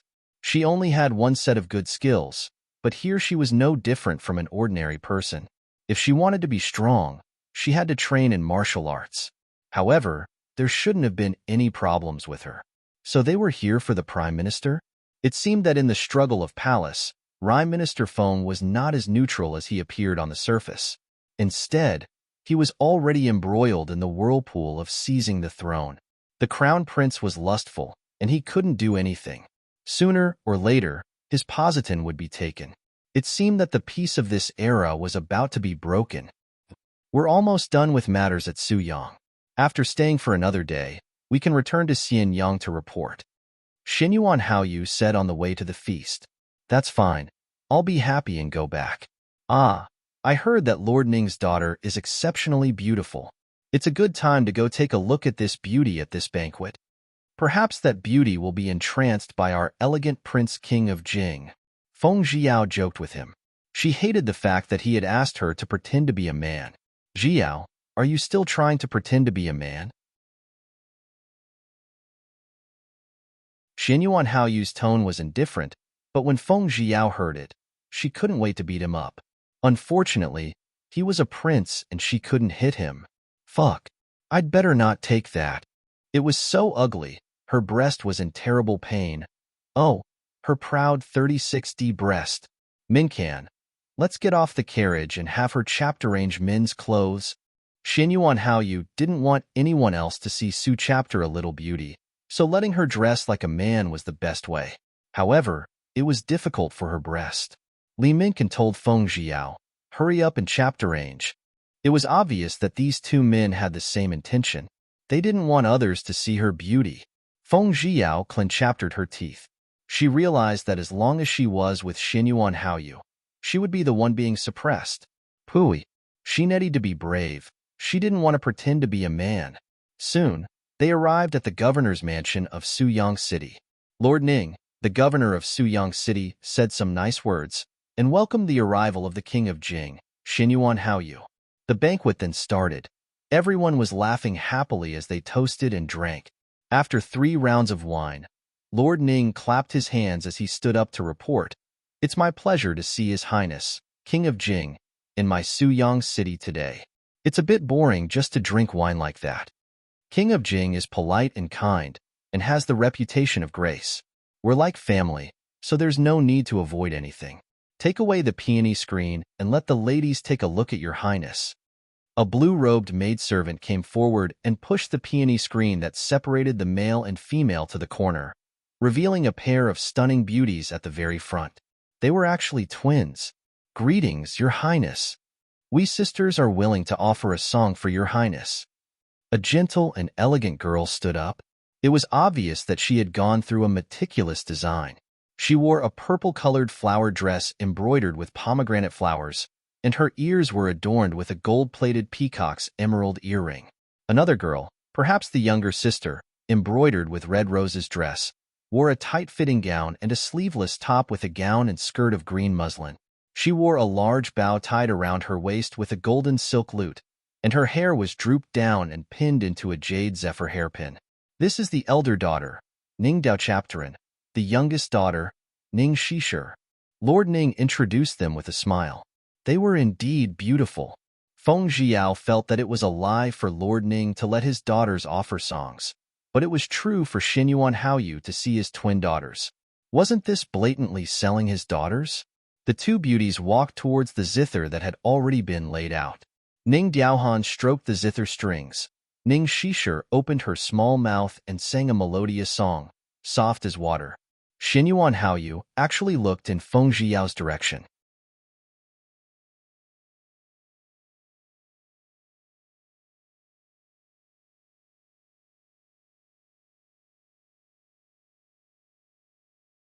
Chapter 60 Cathartics. Look at your dirty clothes. The lake is clear. I'll help you wash it. Li Mincan's lips curved up in a slight smile. His handsome face was still red from embarrassment. What? After all this time, he wanted to help her wash clothes? Leave it. How can I let a grown man like you wash my clothes? After Feng Jiao heard this, she woke up from her drunken stupor. She quickly chaptered out her hand to stop him in embarrassment. I insist. He looked at her with burning eyes. Yower, it's windy here. You can wear my clothes first to prevent getting cold. You can wear yours after I've washed and dried them with my inner energy. Li Minkin took the initiative to take off his outer garment and explained. His tone and expression were a bit more overbearing, but it was more of a pampering and doting attitude. Feng Jiao put on his outer clothes and squatted on the green grass, held face in her hands as she chaptered Li Minkin squatting by the lake to wash her clothes. Her unpracticed movements made Feng Jiao secretly laugh several times in her heart. Minkan, I can actually go back and chapter-arrange my clothes. There's no need to wash them now. Feng Jiao said with a smile. But you wear these clothes the most. It can be seen that you like wearing them the most. Besides, this was just a small matter, and it would be over very soon. Just wait for a while, Li Minkin said without turning his head back. However, hearing these words made Feng Jiao feel very warm. Wait a minute, so he had feeling for her. Minkan, these clothes are very clean now. When Feng Jiao put on that pink butterfly dress again, a blush appeared on her chapteriques, making her look even more beautiful and chapter-arming. This is the first time I've washed clothes. Li Minkin took his clothes and chaptered the back of his head. His face was full of embarrassment. However, his handsome face quickly returned to normal. Thank you, Minkan. Feng Jiao lowered her eyebrows. Her soft lips curved into a faint smile. Yaoer cough. You don't need to thank me. The last time, a piece of jade with a phoenix carved on it, was that you who take it away? There was no questioning in his words, only teasing tone. No, I'm not that kind of person. Of course, she wouldn't admit it. That was the reward for saving him. How could she give it back to him? If she give it back, wouldn't it be that she confessed without fighting? You really didn't take it? Then why did the jade mysteriously disappear? Li Minkin looked at her with a smile. His eyes were full of tender affection, without a trace of reproach chapter. Of course, it was only logical that she didn't admit it. After all, he didn't have any proof. Feng Jiao's resolute and decisive reply made Li Minkin believe her a little bit more. Following that, Feng Jiao even nodded vigorously. Her smile was so devastatingly beautiful that Li Minkin was embarrassed to ask any more questions. Li Minkin looked at the slight smile on her lips and only felt that she was reserved and contained a hint of elegance. She was like a beautiful and elegant chaptered, yet capable of captivating people's souls. You don't plan to go back? Why are you looking at me in a daze? Could it be that I have something dirty on my face? Feng Jiao was surprised by his reaction. No, let's go. At this hour, if you walk on foot, you don't know how long it will be before you return. In that case, I will use my light skill to bring you back, then. I'm sorry. He hesitated for a moment, and when he saw Feng Jiao nodded and agreed, he then hugged her and lightly tapped on his feet. Like a butterfly, he quickly moved across the nearby low-tiled eaves. Eldest Miss, you finally returned. Just now, His Highness King of Jing sent people to ask many times if you had returned. When Ziyun saw Feng Jiao appear in front of her eyes, she immediately put on a thankful expression. Yes, I'm back. Feng Jiao replied with a beaming smile. Eldest Miss, then should we send someone to report to King of Jing? Ziyun asked subconsciously. Yes. Feng Jiao lowered her eyes to look at her dress, her eyes flashing with happiness. The next morning, the magnificent morning mist broke through the thin clouds and scattered on the horizon. The mountains and waters were surrounded by a bright color, and the rolling mountains were becoming more and more mysterious. In the dense bamboo forest, birds were flying. At this moment, the group with guards on the road were Xinyuan Haoyu and the others. 1,000 soldiers in gray armor, 500 cavalry in silver armor riding tall horses. The most eye-catching of them all was an exquisite carriage. Why don't you two go out riding? Feng Jiao glared angrily at Xinyuan Haoyu and Li Minkin. It's too hot outside. There's icy plum juice here. The corners of Xinyuan Haoyu's lips lifted slightly. His smile was graceful, appearing amiable and proper, but upon closer inspection, something didn't seem right. Yeah, it's too hot outside. Li Minkin agreed, but in his heart, he wanted to cry out injustice. It was all because of His Highness himself being afraid of the heat. Li Minkin had to follow him. Well then, I'll go out on my own. Feng Zhiyao was furious, but she was unable to react. After all, he was the son of the emperor. No, if your skin is tanned, Prime Minister Feng would think that I have failed to take care of you. Xinyuan Haoyu chaptered out his hand to stop her from stepping out. Oh, all right.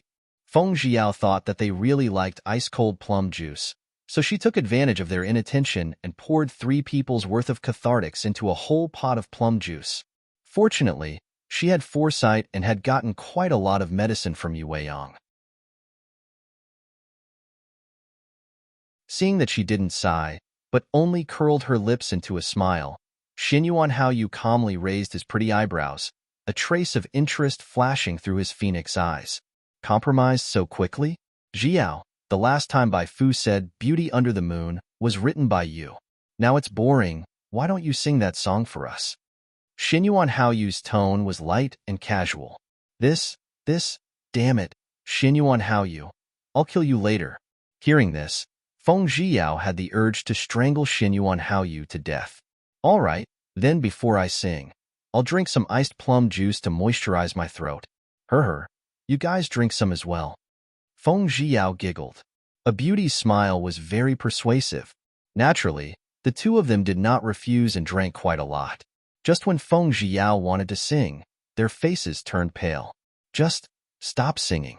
I have to go. Xinyuan Haoyu felt his stoma chapter earning. He waved his hand at Feng Zhiyao, then quickly lifted the carriage's curtain and jumped down. Here, Mincan. Hee, it's been hard on you. When Feng Zhiyao saw Xinyuan Haoyu jump off the carriage, she quickly grabbed Li Mincan, who was about to jump off the carriage, and apologetically took out an antidote. Did you do it? After Li Mincan took the antidote and swallowed it, he felt Mu chapter better. After a while, he asked with a puzzled look in his eyes. He shouldn't take over my sleeping space. Feng Zhiyao readily admitted her mistake. Not feeling the slightest bit of guilt, you're tuning in to the Romance Rendezvous YouTube channel. We're so grateful for your support, and don't forget to subscribe to join us on this incredible journey through captivating stories. Your generosity through donations truly makes a world of difference, as it's the primary source of revenue that allows me to expand and enhance this channel for you. Thank you from the bottom of my heart for being a part of this adventure.